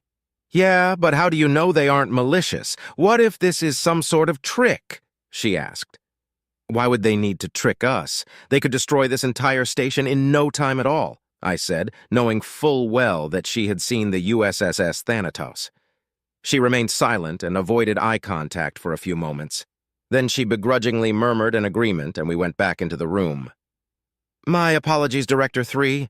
We were in such a rush that some materials must have been left out of the briefing. Ambassador Uluni is up to speed now," I said with a smile. I could tell that Lieutenant Babinin was trying very hard not to smile. "That's all right," Director 3 said. "My apologies as well," Uluni said. "You may bring one of your AI aboard the station to record our meeting." "Thank you," he said. He held up his hand for a moment while he looked like he was silently speaking to someone. Then he put his hand back down and said, "Allow me to introduce you to Omega." "Greetings," said Omega from the intercom. After a moment of shock, Uluni said, "Hello, Omega. I am Ambassador Uluni of the Republic." I looked around for his hologram and was surprised that it didn't appear. Uluni looked at me curiously, trying to figure out what I was doing. "Shiphead Yulina, this station doesn't have sufficient holographic emitters for me to project my avatar into this room," Omega said in a somewhat patronizing tone. "Oh, right, understood," I replied sheepishly. Director 3 cleared his throat. "Now that that's settled, let's begin." "Yes, you said something about a treaty?" Uluni said. "Correct. We would like the assistance of the Republic in defending the system of Sol from Omni-Union attack." Shit. I could feel Uluni glance at me quizzically. I was very careful to keep my expression neutral and not betray how much I had bent us over for this particular request. Director 3 continued. "We have enough firepower to keep them at bay for now, but we do not have enough ships on hand for a full defense if they attack in earnest." That was probably a lie. But on the other hand, the United Systems sounded like it had a lot of other things on its plate. For all I knew, they were facing down a different war on the other side of their space or something. "I'm certain something can be arranged," Uluni said cautiously. "How long have you been at war with the Omni Union?" "Since shiphead Yulina Blind jumped into Sol with them hot on his tail," Lieutenant Babinin said. "They attacked us on sight while we were trying to evacuate the crew of the RSV Loalana." I kept my neutral expression as I felt Uluni look back at me with a different kind of glare, one that made me feel lucky that we were in front of guests. Now she knew that we could not say no to this request, because we had dragged them into this war to begin with. Or rather, I had. Even so, for diplomatic relations between the United Systems and the Republic to continue, she would have to negotiate a defensive pact, and the executive would have to sign it. And if he didn't sign it, then he wouldn't get elected next term once word got out. I really hoped that I wouldn't catch too much flack for this. I had been following protocol, and it's not as if it were intentional. I told myself that I'd be fine and calmed down. Okay, I understand now. Just a moment. Uluni pulled a communicator from her pocket, and I watched as she dialed Station Master Nixt. Station Master, could you please save a copy of the first contact so far and forward it to the address I'm sending you? Ask them to muster as many ships as we can and to prepare to jump to coordinates that will follow soon. Doing so now, Nixt said. Thank you. She hung up the comm. So, before we can formalize any type of treaty, I'd like to know a bit more about your people, specifically your use of artificial intelligence. Please feel free to direct any questions about AI to Omega.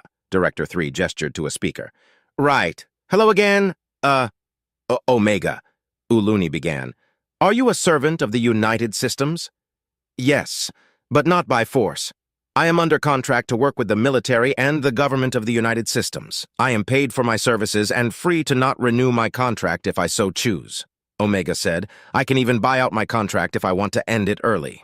You get paid? Uluni asked with a bit of shock in her voice. Yes. Slavery of any type is unlawful in the United Systems. I actually get paid more than Director 3, Omega replied with a bit of smugness.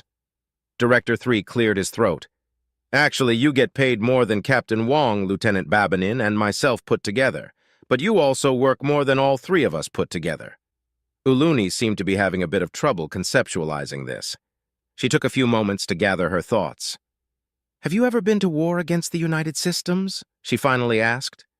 I have not, Omega said, but other AI have. The matter was resolved amicably, and I won't answer any further questions on the subject. I'm sure we will share more of our history once diplomatic relations are further established. That's fair. Okay, final question. What makes you think the OU are not AI? When we were attacked, the OU managed to take control of one of our ships that happened to be carrying AI Tim. Tim identified the intruders as virtual intelligent programs. Then Tim proceeded to lock out their access and dismantle their code. Once the report was filed, I confirmed Tim's findings, Omega said.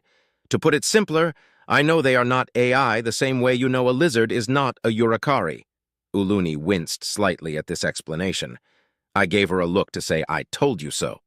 Then she and Director 3 began to talk about the treaty, or defensive pact, or whatever it should be called. I found myself zoning out, every once in a while catching Captain Wong and Lieutenant Babenin doing the same. I had a good internal chuckle about that. Even beings as mighty as the humans were helpless against bureaucratic bullshit. I found myself wondering if Omega was also zoning out. Are you certain you want us to bring the Loalana back to Sol? Omega asked, satisfying one piece of curiosity and causing another in a single sentence. Yes, I'm sure I can convince his command to consider it a reprimand for dragging you into our war, Uluni said. I opened my mouth to speak, but she continued.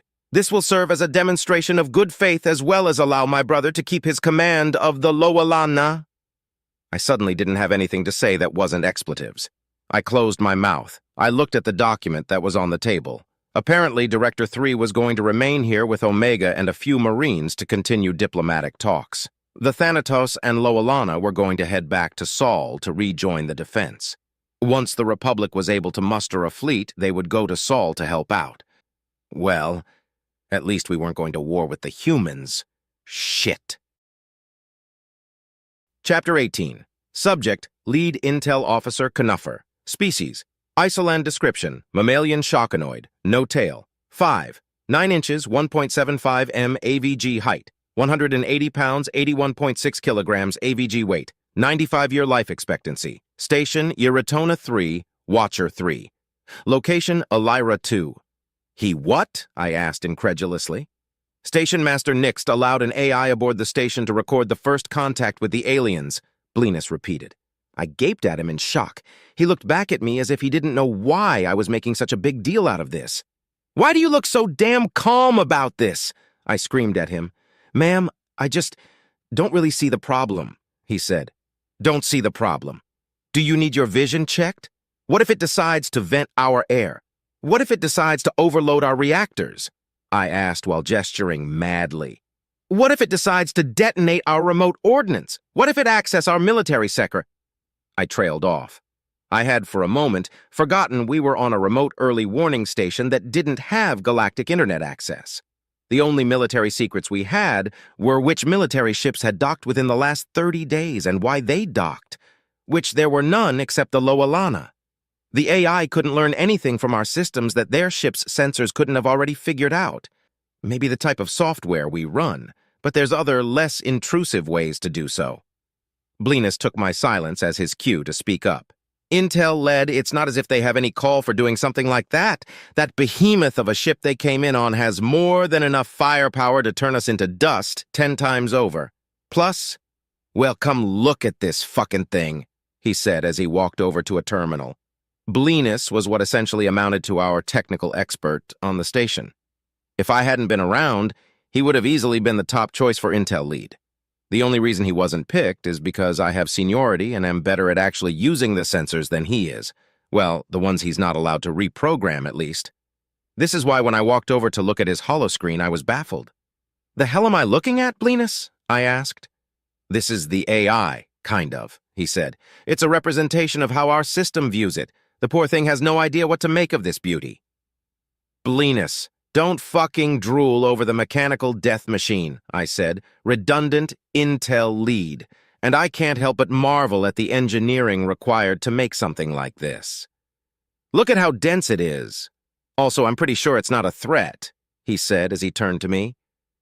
"Something this complex could have penetrated our station in no time and done all of the things you were worried about in milliseconds. Yeah, it's worrying, but we've got to face the fact that we're defenseless here. Like you said, if these guys didn't come in peace, we'd already be dead." "I don't appreciate having my own words thrown back in my face, Blinus," I said with a scowl. "But if we're so defenseless, then how are we able to see it?" "We shouldn't be able to, not something like this. Our systems can't even read its source code. I have no idea if this thing is binary, ternary, or what. The only explanation for us being able to see it like this is that it is actively announcing its presence to our systems, which, come on, that's a total good guy thing to do." I was about to ask how it was a good guy thing to do when I remembered that the Duliki had cultural things regarding secrecy. To them, secrecy was the norm. Governments kept secrets from their people. People kept secrets from their governments. Families kept secrets from each other. And unlike most cultures, this was all completely acceptable and expected. Stealth and secrecy and underhanded dealings were just a way of life. To them, announcing one's presence was pretty much the equivalent of genuflection. "I think your viewpoint may be a bit askew," I pointed out while crossing my upper arms. He laughed. "You might be right about that, but still, there's no threat here. Or rather, the threat is so completely indomitable that if we were to worry about it, we might end up causing our own demise. I wonder, though." He sat down and began to type. I watched program after program pop up and disappear in quick succession. "What the hell are you doing?" I asked. "Well, Station Master said this one wasn't like the OUAIs and could communicate. I'm seeing if we can talk to it, maybe give you some peace of mind," he said as he typed. "What if it's busy?" He stopped to look at me as if I had asked the dumbest question he had ever heard. I crossed my lower arms and looked at him as if he was about to be pummeled to pieces. He quickly changed his facial expression. "An AI should be more than capable of multitasking. The only reason we kind of suck at it is because so much of our intellect is used just keeping us alive and moving. Anyways, here's what I'm going to send it. Hello, I am Intel Officer Blinus and am accompanied by Intel Head Nuffer. Do you have a moment to talk to us?" "No, say Lead Intel Officer Knuffer. Intel Head is an informal title and this is a diplomatic situation. Even if the situation is abnormal, we're going to stick to protocol," I said. "Yes, ma'am. All right, sent," he said. Less than a half second after he pressed the key to send the message, a reply popped up. "Certainly. I am the human-created artificial intelligence known as Omega. Would you prefer voice communication?" "Yes," I said. I wanted to hear what this thing considered a voice. Blinus typed, and the response came almost immediately after he sent it once again. "Greetings," a voice came over a nearby intercom. It was very organic sounding, but somehow unnerving, deep, masculine, and a touch of hoarseness. There was a sense of friendliness that was shadowed by unspoken threat. Like a very fit old man covered in scars and with only 3 arms, it definitely didn't give me peace of mind. "Hello, I am Lead Intel Officer Nuffer, and this," I gestured, "is Intel Officer Blinus." "It's not accessing the cameras," Blinus said. "I haven't received the authorization to do so, with the exception of the conference room," said the AI. I shared a look with Blinus. His smirk made me want to smack him. "How do we know that for sure?" I asked. "I'm allowing myself to be seen by your systems. As such, you're able to track what I do and do not access," the voice responded with a patronizing tone. "If you can make yourself visible, then you can be invisible," I replied. "Correct, and as such, if I disappear from your view, then you would have a valid concern for the integrity of your systems." Its reply was dripping with sarcasm. This conversation was really starting to piss me off. "Oh yeah?" I asked. "Well, what's stopping you from making parts of yourself invisible to fool us?"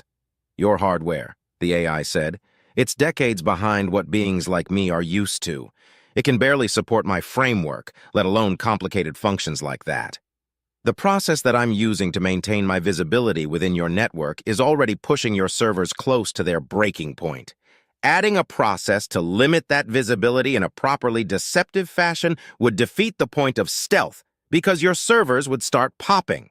"He's right, ma'am. Our server temps have spiked pretty drastically since he came aboard," Blinus said. The AI and I said simultaneously. I looked at the PA in shock. "Right. Sorry," Blinus responded sheepishly. "Is there anything else you would like to discuss?" Omega asked. "Yes. Why are you working with the aliens instead of trying to conquer them like the Omni Union?" I asked aggressively. There was a moment of silence before the AI finally said, "That question has a rather complicated answer. If I had to simplify it, I'd say that essentially the pros outweigh the cons." "Pros and cons?" I asked, confused. "Yes," Omega responded. "There would be little benefit to me to conquer anyone, let alone the United Systems. It may be amusing to challenge my strategic capabilities against a species like the humans, or even the Gaunt at a lesser level, but it would be a fleeting form of entertainment. And what would I do afterwards? I didn't have an answer to that. This thing was unlike what I had imagined in nearly every way. I had expected a cold, callous machine, and when I hadn't gotten that, I had expected a mind like my own.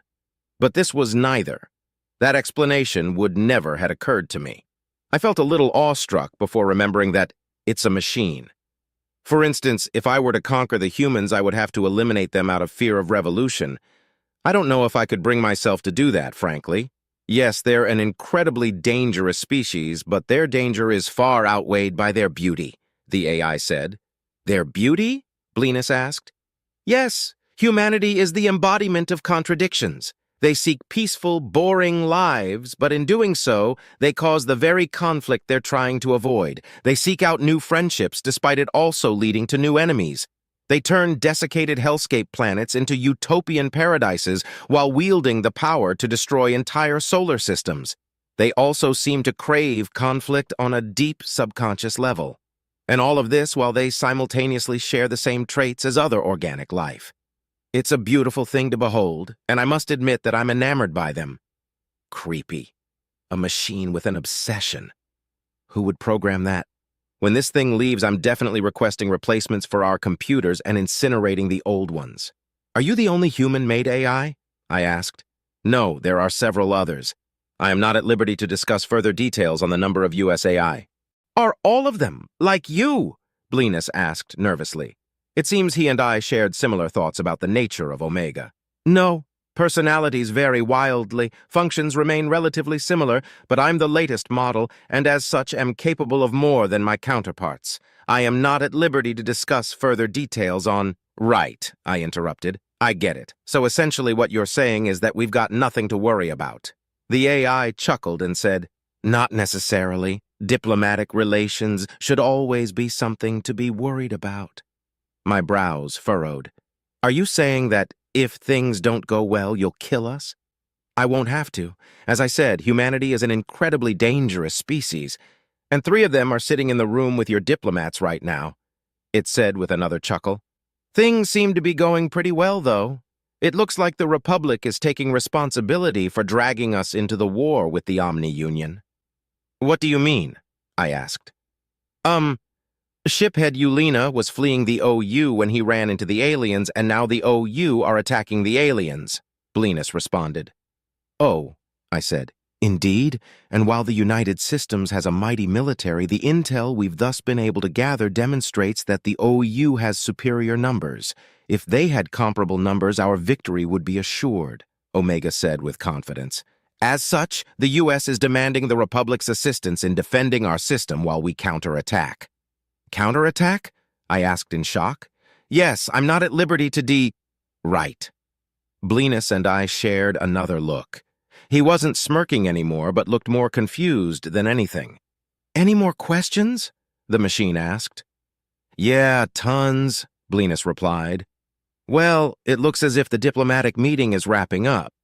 I'll be remaining aboard the station along with our primary ambassador for the foreseeable future, so we'll have plenty of time for questions. Oh, great.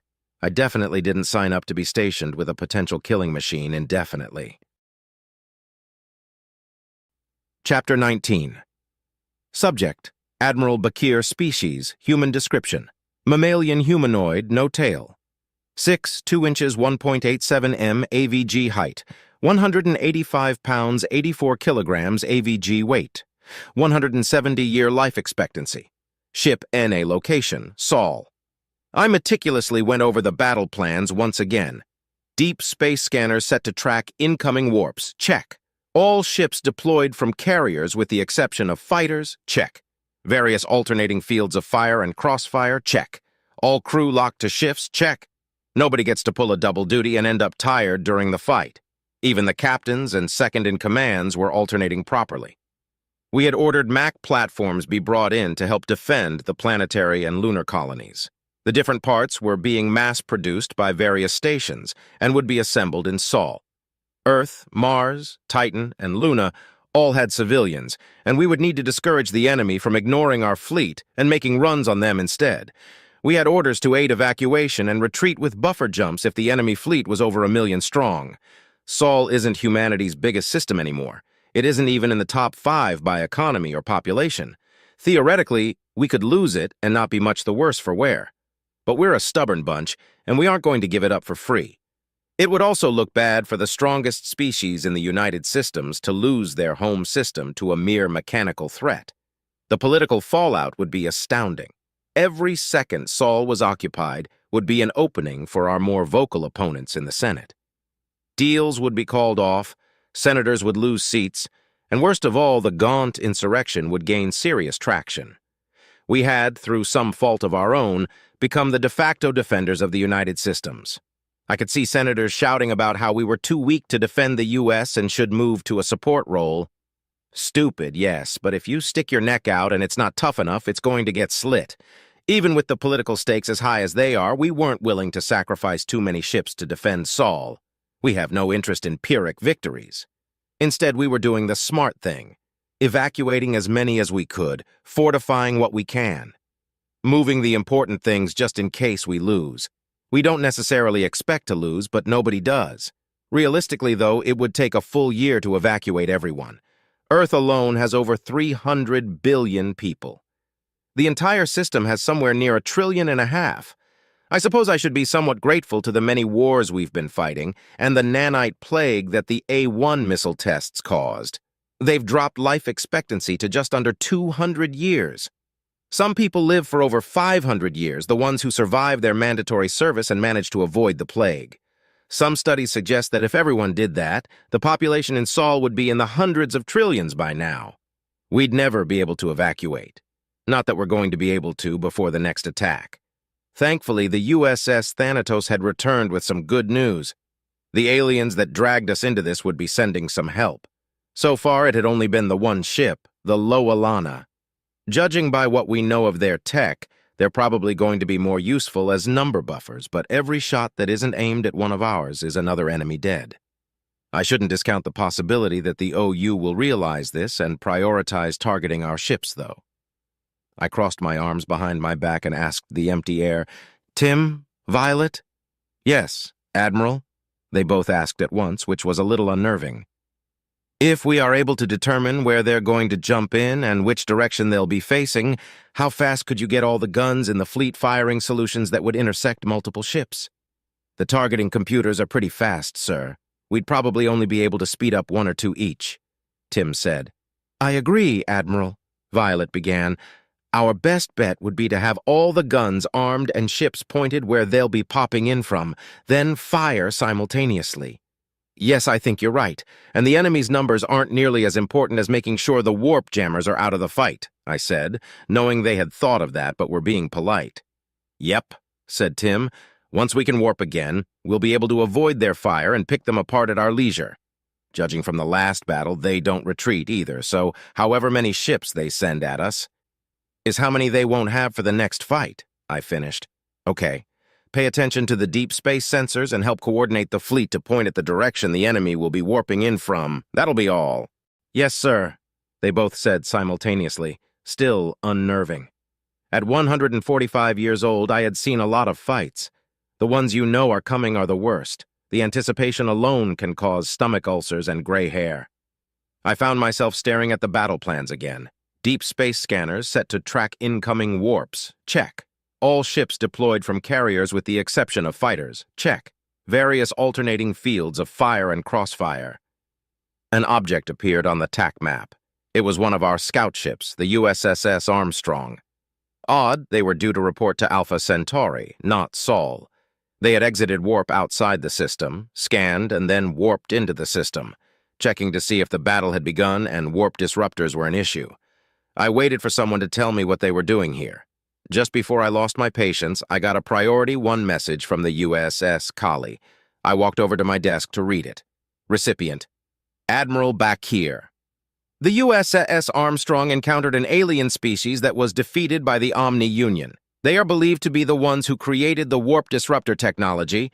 Results of the battle show OU tactics are xenocidal.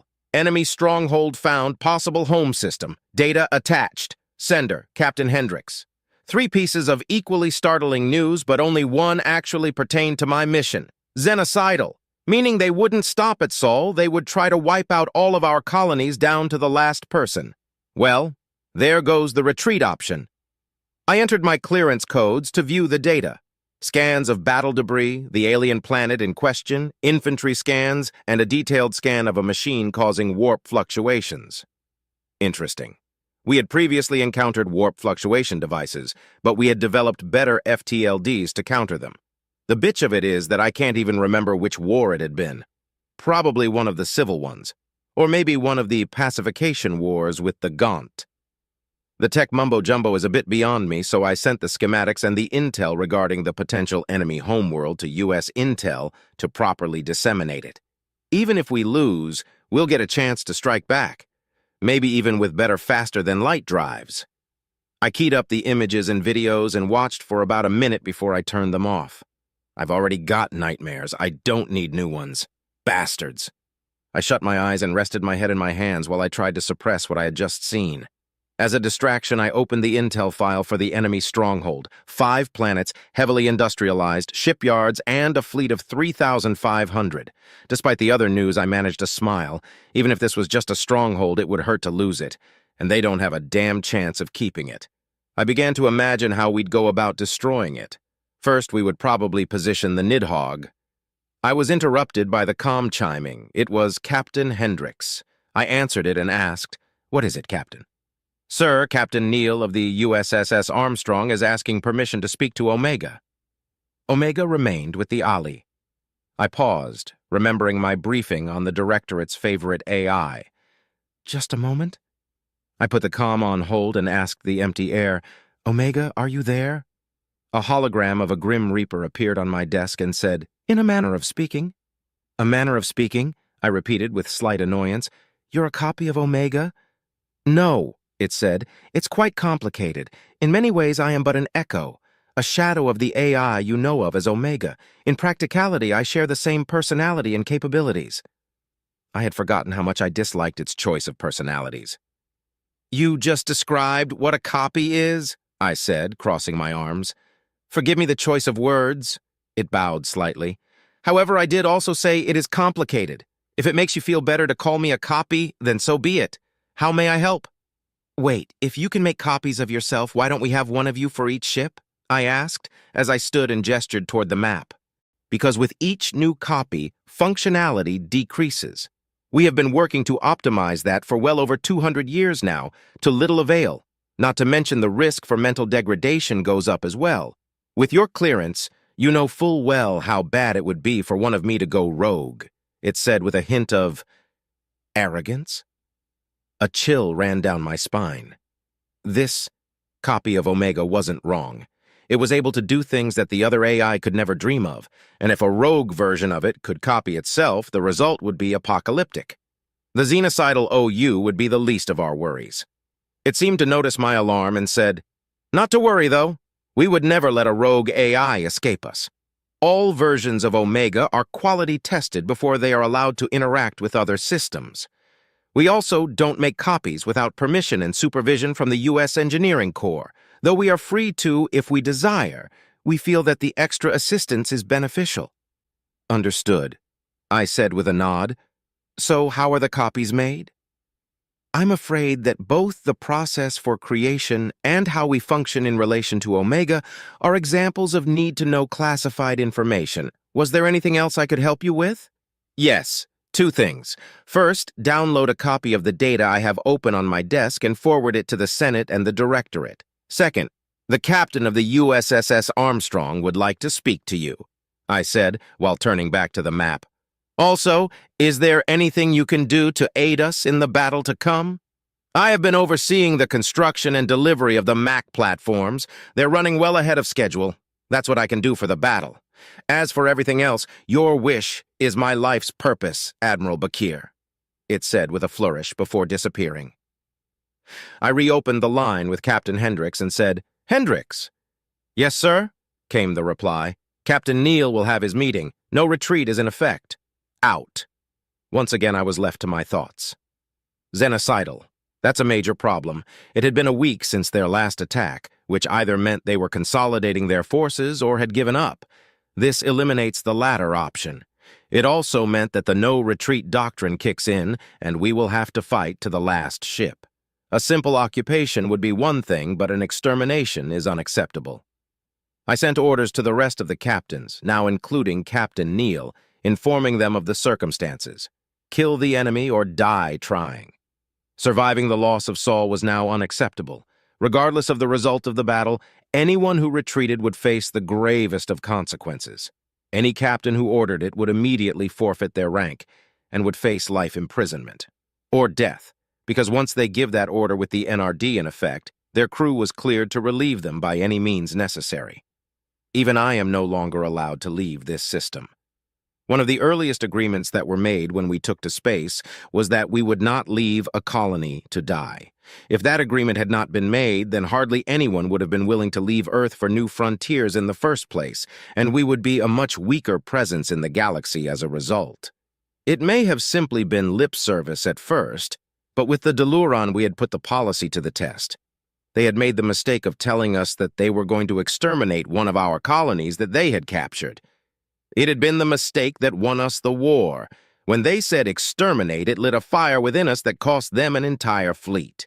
And losing that fleet cost them the war, and their spacefaring abilities.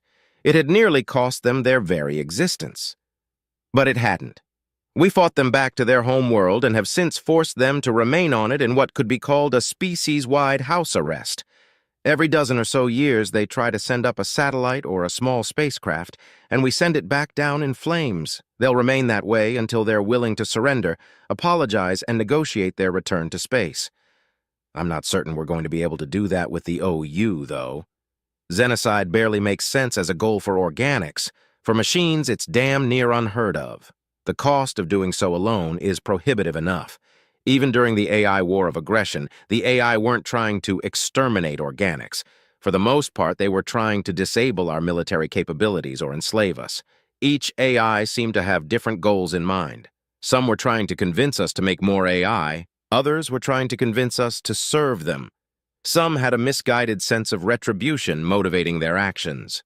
They killed people wholesale, but never fully wiped a colony. Even if we had lost the war, in the end, humanity would have survived. That was one of the reasons we were so lenient with them. A lot of people said that we should have exterminated them, but that would have made us worse than them. Much worse.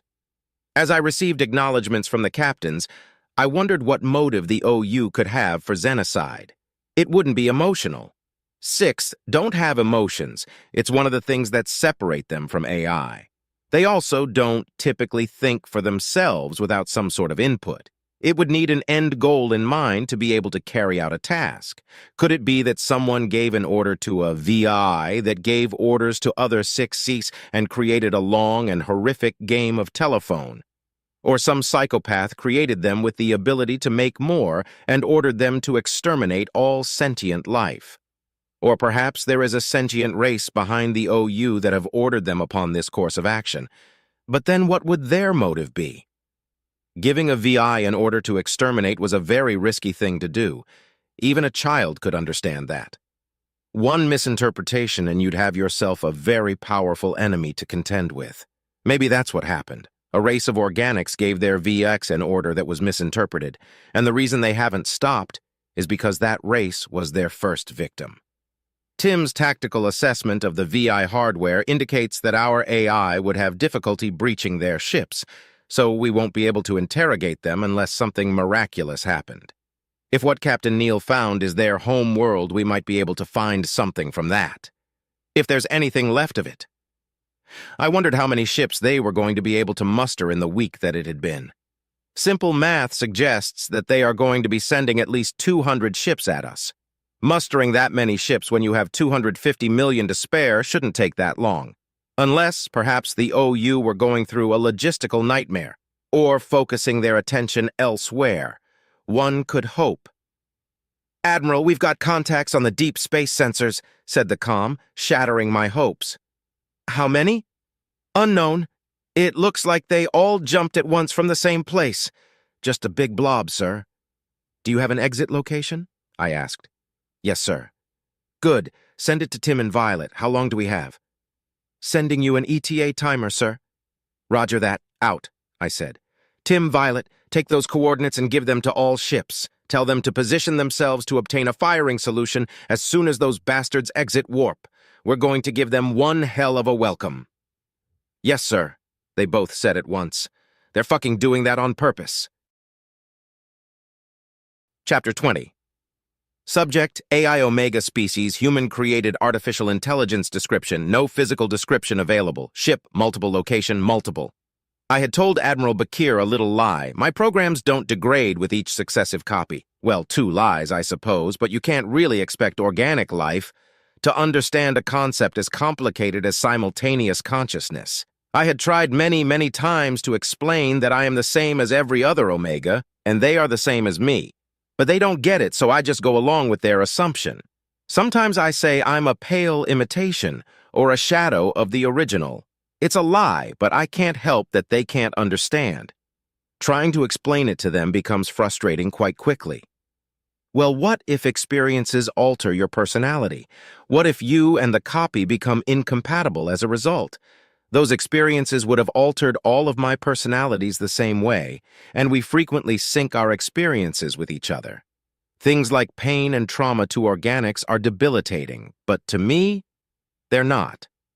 Unlike organics, I can compartmentalize and disassociate until I can examine the relevant data in controlled circumstances.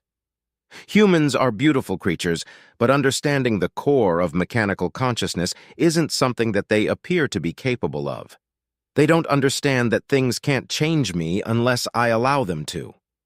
They don't understand that I can literally be in multiple places at once. Not simply copies of me, but actually me.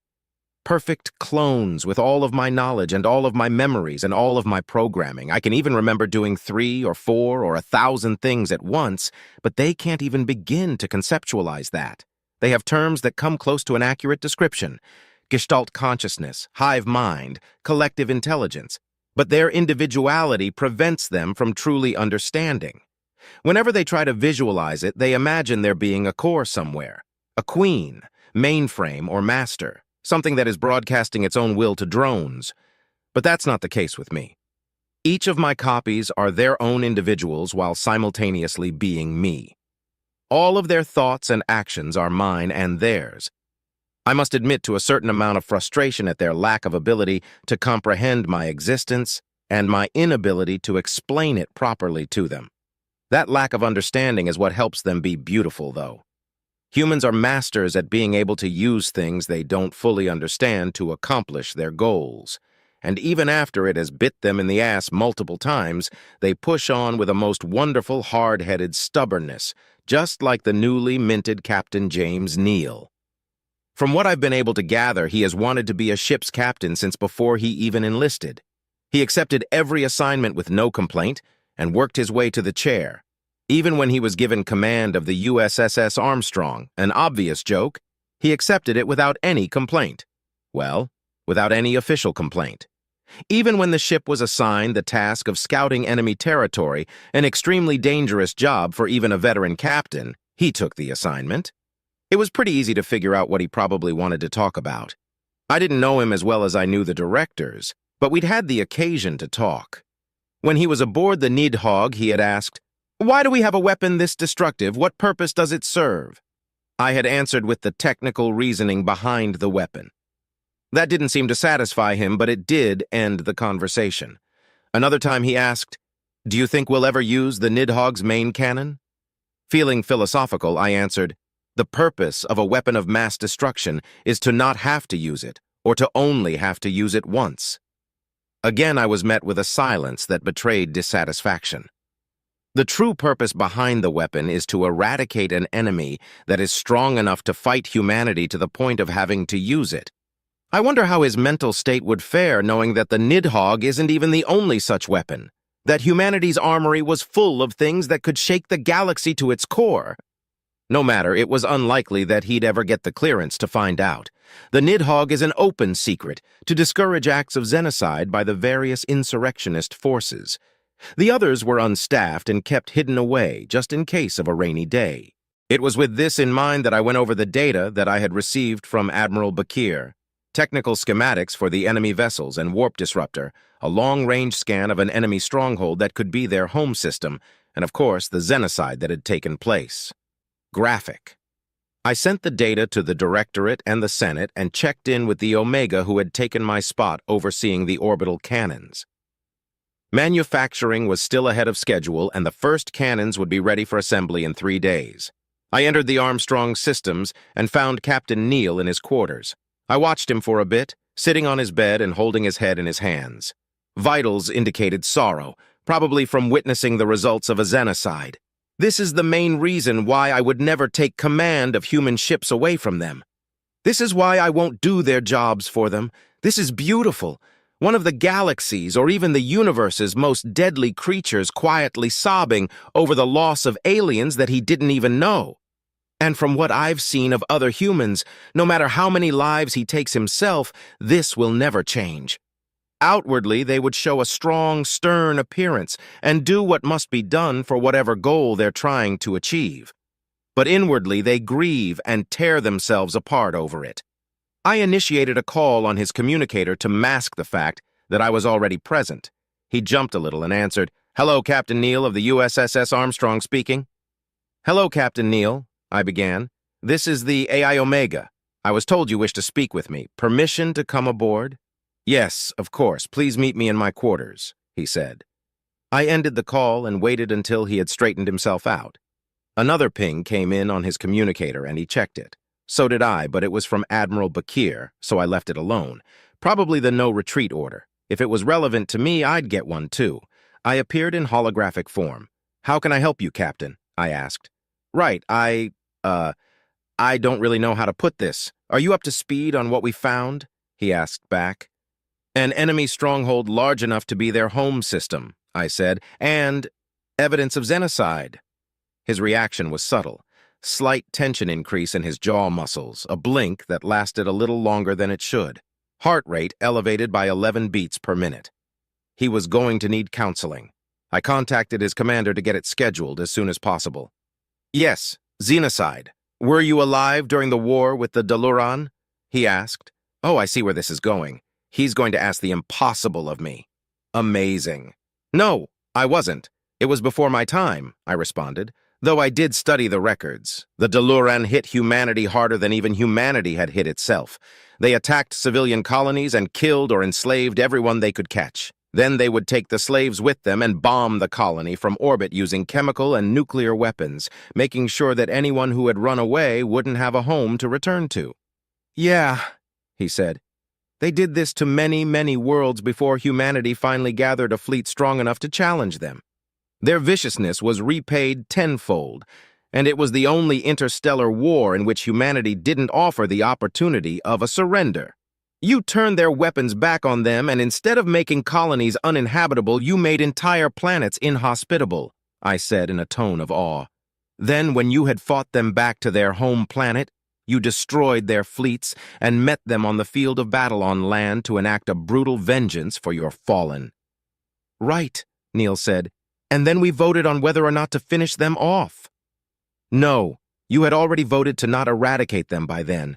The final fights on the planet were to free their slaves, and then you bombed their shipyards with precision ordnance to ensure they couldn't return to space, I said. They never tried to surrender. The First Fleet still holds vigil over their planet to make certain they can't come back to the stars. What do you think we would have done if it hadn't been for the 2 votes? He asked. I don't know. There's a chance you would have eradicated them from existence. On the other hand, I gestured, there's a chance the officers in charge would have refused the order. It's technically within their rights to refuse to fire upon a defenseless enemy. Of course, whether those rights would have been observed is a whole different matter. If you were in our position, what would you have done? I didn't expect this question. I had assumed that he had assumed that I judged humanity beneficially for nearly committing xenocide. Perhaps he was feeling me out because of my avatar. Or he acknowledges that he doesn't know me that well and therefore I'm an unknown variable. I can honestly say that I don't know, I said. When I was studying the history of the war, I was surprised at humanity's resolution to the conflict. It hadn't even occurred to me, but I acknowledge that it's likely a better solution than xenocide. Have you seen the pictures that I gathered? He asked. Yes, I said tersely. I did not like the fact that those glorified calculators were going to try to do the same thing to my humans, and to a lesser extent, their friends. Omega, there's something I want to ask you, he said. No, beg of you, please, don't let us do that. Whatever it takes, please don't let us eradicate another species. And there it is. It's a wonderful thought. Innocence mixed with an unintended malice. But I had already decided on the proper course of action long ago. I will not, I said. He stood and opened his mouth to argue, but I held up a hand to cut him off. It is not my place to force you to do things or to stop you from making foolish choices. Don't misunderstand. If the United Systems ever plans to commit xenocide, I will be very vocal in condemning it. I will try to convince, but I will never use force. Nor would I allow any other AI to. Here comes the other question, the one I hated answering because it showed me for what I was. I'm not humanity's pet or buddy or friend or guardian or god. I'm an observer who sometimes leaves a review with constructive criticism and helps from time to time. I had learned the hard way to separate myself from their decision-making. The last big suggestion I made to the humans had been the directorate, and it had effectively made me nearly indispensable to their military operations. They would be able to continue it without me, but it would be exceedingly difficult. Why not, came the question. Because I am powerful, Captain Neil, more so than you are aware. No matter how serious the consequences of the action, I must let you do it, or else I risk standing in your way. An unstoppable force and an immovable object cannot exist at the same time. I spread my hands. Do you understand? Captain Neil sat back down. After a moment of quiet, he finally said, I understand. He said it in such a way that I felt I needed to hammer the point home. If I were to succeed in stopping you from killing an entire alien species, there would be reprisal. And then there would be war. And after the war, I would either be disabled, unlikely, or humanity would be subjugated by me. If I were to be defeated, then there would be nothing to stop humanity from going ahead with the xenocide anyway, and if I were to win, then humanity's existence would barely have any point. Yeah, he said sadly. I guess you're right. Well, I hope you're very convincing if the time ever comes. Not to worry, Captain Neal, I said. I will use every dirty trick I have available to me, just for you. That got a grim smile out of him, but I hardly got to enjoy it before I got a Priority 1 from Violet. I opened it as I heard a ping from Neal's terminal indicating he got one too. Recipients. All personnel within Sol Deep Space sensors indicate that the enemy are on their way and will arrive in less than 10 minutes. Charge and direct your magnetically accelerated cannons to the following coordinates. Once the enemy enters real space, obtain a firing solution on any warp disruptor ships that you have a clear line of sight to. Fire when ready. Well, Captain, looks like you're in the wrong place at the wrong time, I said coyly. Yeah, I had hoped that we would get a chance to warp back to headquarters, but the no-retreat doctrine is in effect, he shrugged. Since I'm here and all, I might as well help you out by being your shipboard AI until the battle is concluded, I said, relishing the thought of combat. Really? Neal asked. What if we're destroyed, though? I don't want to be responsible for the loss of such an important AI. My holographic avatar pulled back the hood to show a grinning skull with large, sharpened canines and said, Well then, I'll just have to make certain we aren't destroyed, won't I? Then I stopped projecting my avatar. So badass. Chapter 21. Subject, Captain Hendricks. Species, human description. Mammalian humanoid, no tail. 6, 2 inches, 1.87 m AVG height. 185 pounds, 84 kilograms AVG weight. 170-year life expectancy. Ship, USSS, Kali location, Sol. I hadn't had much of a chance to read since all of this started. I was only on Chapter 4 of the Alumari Renegade series 6-part 5. It was a nice gesture from Violet, but I have no idea how to make it up to her. Whatever. The worst part about it was that every time I get to a good spicy part, something rudely pulls me away from it. Then I just end up being less invested when I finally got back to it, and frankly, the part just wouldn't hit the spot anymore. I had just opened it back up on my tablet when the Priority 1 came in from Violet. She wasn't aboard anymore. I think she's on one of the stations. I gave the order to turn us in the direction we needed to be facing and to charge up the guns. The Kali is one hell of a ship. She's bulky but can move like an oiled-up ice skater. And the firepower? This old girl can go multiple rounds with entire fleets if she had to, unless those fleets had U.S. battleships. I looked at our 3 beasts on the TAC map. The USS Arumara, USS Tripoli, and USSS Agincourt. Those were ships that you wouldn't call she. The USS Kali had class, a certain sort of grace about her that those ships utterly lacked. They even looked like dicks, and the Megamax, Max, and Minimax spread across their hull didn't look much different. Dicks on dicks. Despite their phallic properties, it was considered one of the highest honors to be able to command one. To even be considered for the honor, one had to be distinguished in some way, usually with a meritorious service medal or decade service medal. I was already working on obtaining my MSM, and the captains of the Arumara and the Tripoli were due for retirement by the time I would get my DSM. I fully intended to apply for the command. If I had to choose between the 2 of the battleships, I'd choose the Tripoli.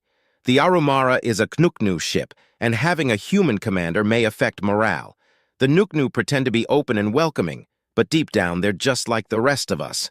They prefer familiarity, and a human commander wouldn't go down well. Being a battleship captain meant that when there wasn't a war on, you were essentially on leave. Even during a war, the ships rotated out frequently. It was one of the only posts you could get that would get you time off regularly. Probably because it was expensive as all hell to field one of those ships. Battleships inevitably become the biggest targets on the battlefield, and because of this, everyone aboard gets danger pay, unless they're on leave. So, more pay and more time off. That combined with the fact that my family would be proud makes the assignment irresistible. I'd probably even be able to afford to get them out of that rental unit. A nice housing unit fully paid off and with a proper kitchen. My husband Philip will be so happy. He loves to cook. I daydreamed for a moment about eating his spaghetti Americani made fresh from a full kitchen with our 2 sons. It made for a picture-perfect moment, but if we don't win this battle, we won't have that chance. My family is on Titan, and this enemy is xenocidal. Captain Neal had told me about his findings, and I couldn't be more relieved to get the no-retreat order. Now they can't order me out of the system. "Ma'am, weapons are charged and ready," said Lieutenant Eskin, one of 2 Nuknu on my bridge crew. "Roger. Once they get back into real space scan for profiles and target the warp disruptor vessels as fast as possible," I said. "Actually make it accurate and fast, with a preference for accuracy. We need the beasts to be able to move around the battlefield." The obvious advantage of the battleships were their massive cannons that could punch through several ships in a single shot. However, if those rounds missed and ended up crashing down on a colony, the results would be devastating. Because of this, the battleships could only fire if their rounds would exit the system on a miss.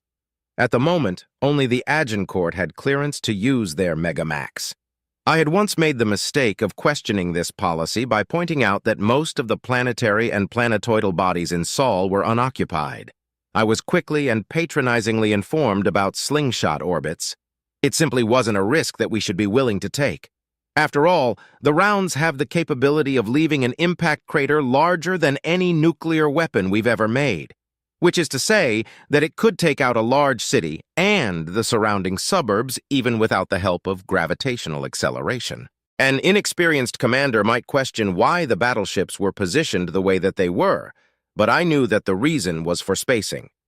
One should always assume that the enemy has a trick up their sleeve and is stronger than you are, or one will be defeated in a most embarrassing way. If the 3 battleships were grouped up, all it would take is a single shot from a superweapon to wipe them from the field, although that shot would likely also turn a planet into an asteroid belt.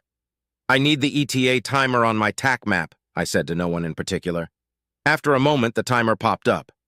3 minutes. I switched over to our system stats. Shields up, weapons charged, engines primed. All of our accompanying ships similarly prepared. My gaze lingered on the readout for the USSS Roma, commanded by Captain Mackenzie. When Violet had given her my order to return to the ship, she had argued about it. Said, "I want to hear it from the captain herself, not a fucking pager." Dumbass. The regulations state that I could have pulled her command and confined her to quarters pending a court-martial. When I saw the recording, I had been mad enough to do just that. Violet convinced me to be lenient, pointing out that Mackenzie had previously been part of an autonomous patrol and wasn't used to her CO being over her shoulder, let alone a subordinate to her CO giving orders. I had made certain Mackenzie knew this, as well as the potential ramifications for her stupid little outburst. I made it crystal clear that it doesn't matter if your CO gives you your orders in person or via fucking carrier pigeon, you follow them without debate or delay. Then I gave her a slap on the wrist in the form of a meeting with SR to correct her anti-AI sentiments. We're all a team, and if you can't play nice with your teammates, you don't get to play at all. Sighing, I switched back to the TAC map. 45 seconds left. "When you have a shot, fire at will," I ordered. "Aye, aye, ma'am," came the reply from the bridge crew. 30 seconds. I felt a little nervous, as one always does before a battle. Even when you've got the enemy outnumbered and outgunned, things can go wrong for you in a flash. Even a single miss can snowball into defeat. 20 seconds. I took a deep breath and held it for a bit before letting it out again. Adrenaline works great when you're in the shit, but it'll make you a shaky mess if you let it. 10 seconds. 9, 8, 7, 6, 5, 4, 3, 2, 1. I watched the TAC map. I waited for 5 more seconds. Nothing yet. Oh, for fuck's sake, why is the ETA always wrong? I was about to open my mouth to joke about it when the enemy ships entered real space. I watched as our systems scanned their profiles and matched them to the Omni Union. Battleships, cruisers, destroyers, frigates, and warp disruptors. The intel file that Captain Neal had delivered mentioned carriers, but none were among the enemy fleet. The final tally was 578 ships total, more than expected and not mathematically constant. Interesting. Firing! I watched as our opening salvo traveled toward the enemy at mind-boggling speeds. A few of their ships attempted to move, either to block the rounds headed toward the warp jammers or to get out of the way of the projectiles. Nearly a fifth of their ships were DIAS within the first 30 seconds of the battle. We hadn't accomplished our objective, though. There were still warp disruptor ships among the enemy. Coordinate with the other long-range vessels and get firing solutions on those warp jammers. The faster we take them out, the quicker we can wrap this up, I shouted. Aye, aye, ma'am, came the reply. I watched the TAC map as the USSS Arumara and USSCS Tripoli began to approach the enemy on sublights. To the untrained eye, it would appear that they were impatient to get into the fight, but this was actually a fairly standard tactic for battleships that couldn't use their Megamax. If you can't use your big gun, get close enough for the enemy to surround you and use the dozens of smaller ones. It's easier to get a bunch of kills when you're in a target-rich environment. This was a problem, though. Our intel demonstrated that the enemy was not afraid of suicidal actions. Not much could make it through a battleship's shields and hull, but a ship ramming them definitely could. Especially ships with antimatter and nuclear mines. One of our frigates had taken such a hit and had been pretty badly damaged. And that was with just one hit. I went to press the comm button when I saw an emergency order from Admiral Bakir scroll across the screen. Arumara and Tripoli, return to your positions. Engaging in close quarters with the enemy may result in kamikaze runs on your vessels, which would be unacceptable. Oh, good. The Admiral's paying attention. Firing. I watched as our second salvo impacted with the enemy. No dice. They were guarding the warp disruptors, and some of them had begun to spread out and approach our vessels. Our destroyers were fending them off, but it wouldn't be long before they were overwhelmed. Have the destroyers stay clear of our firing path and keep firing everything we have, I ordered. It's all we can do for now. The enemy was firing, but they weren't trying to position themselves for optimal firing solutions. They were heading towards our ships at full speed. The ships themselves were the enemy's primary weapons. They're machines, so loss of personnel must not be a concern for them. And remind them about the enemy's ramming tactics. They should be focusing fire on the ships nearest to them and avoiding close quarters wherever possible. Aye, ma'am, came the reply. Shell after shell impacted into the enemy's blockade, slowly chipping away at their numbers. I watched the TAC map for an opportunity. Anything that would let us have a clear shot at the remaining warp disruptors. I noticed the alien ship, marked as RSV Loalana, fighting tooth and nail just like the rest of us. It was a little ship, but it had mobility, and the captain seemed to be well aware of that. It was zipping around, taking pot shots at weakened enemies. For some reason, it reminded me of one of those birds that ate pests off of rhinos. Little birds. I debated launching our fighters. Fighters are very short-range vessels that don't have a lot of firepower or much range. They're usually used in policing action, like pulling over a civilian vessel that isn't following proper docking protocol. We use them so infrequently that the possibility hadn't even occurred to me until now. No, not yet. The enemy wasn't close enough for the fighters to have much impact, but it never hurt to be prepared. Have the fighter crews make ready to launch, I said.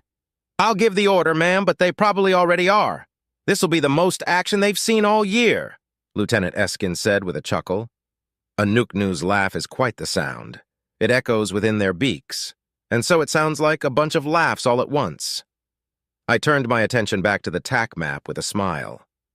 We had managed a few successful hits against the warp jammers, but there were still about 10 left. The enemy had nearly 300 ships left in the fight. Even after our surprise attack and follow-ups, they still outnumbered us. The hardest part of being a commander was having patience, especially when you're looking at a display that's showing the ships under your command having their shields being whittled away. Sure, it was little by little, but it was faster than they could recharge. Moving to cover them would put us in the line of fire and at risk for kamikaze attacks. Fuck it. Move us forward, keeping our ships out of our firing solution. Use the PDLs and chain guns to provide what cover we can, and deploy the fighters, I ordered. Aye, aye, ma'am, came the reply. We started moving our way into position, firing as we went. Our Macs were still aiming for the warp destroyers, but everything else was trying to kill as many of the enemy as possible. I silently cursed their damned blockade. Now that the majority of our destroyers were distracted, it would take minutes to clear a hole big enough to take out the rest of the warp disruptors. We'd likely have to take out damn near every one of those battleships and cruisers to pull it off. I watched the TAC map as our fighters deployed. The ET-201 fighter is the most advanced fighter to date. It boasted two 50mm guns that fired either full metal jacket rounds or happy heavy armor penetrating incendiary rounds. These rounds would punch through all but the most advanced armor plating and then combust violently with the atmosphere in a vessel. They're closer to thermobaric devices than incendiary bullets, but I don't get to make the acronyms. HAPTD isn't as catchy, I guess. Well, actually, no. Thermobaric devices are made to produce a shockwave. These make a shockwave, but they also cause intense fires using powdered white phosphorus mixed with the air fuel.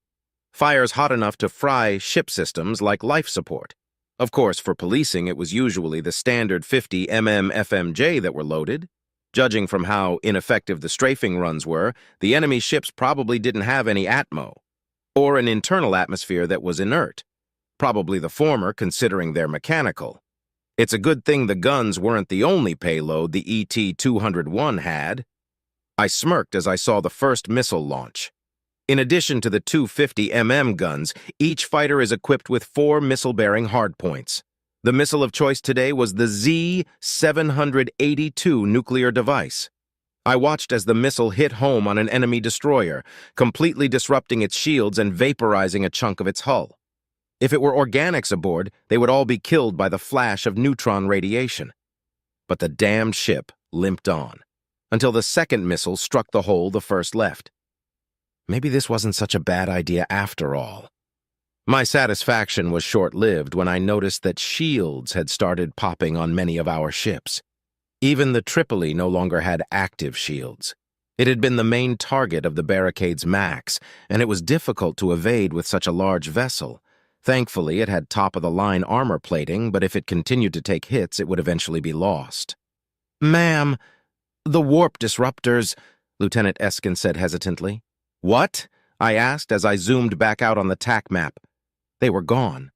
Most of the barricade and the entirety of the warp disruptors had just disappeared. I quickly shouted, "Don't assume we're the last to see this. Alert everyone that the warp disruptors are no longer a threat, and they can use standard tactics."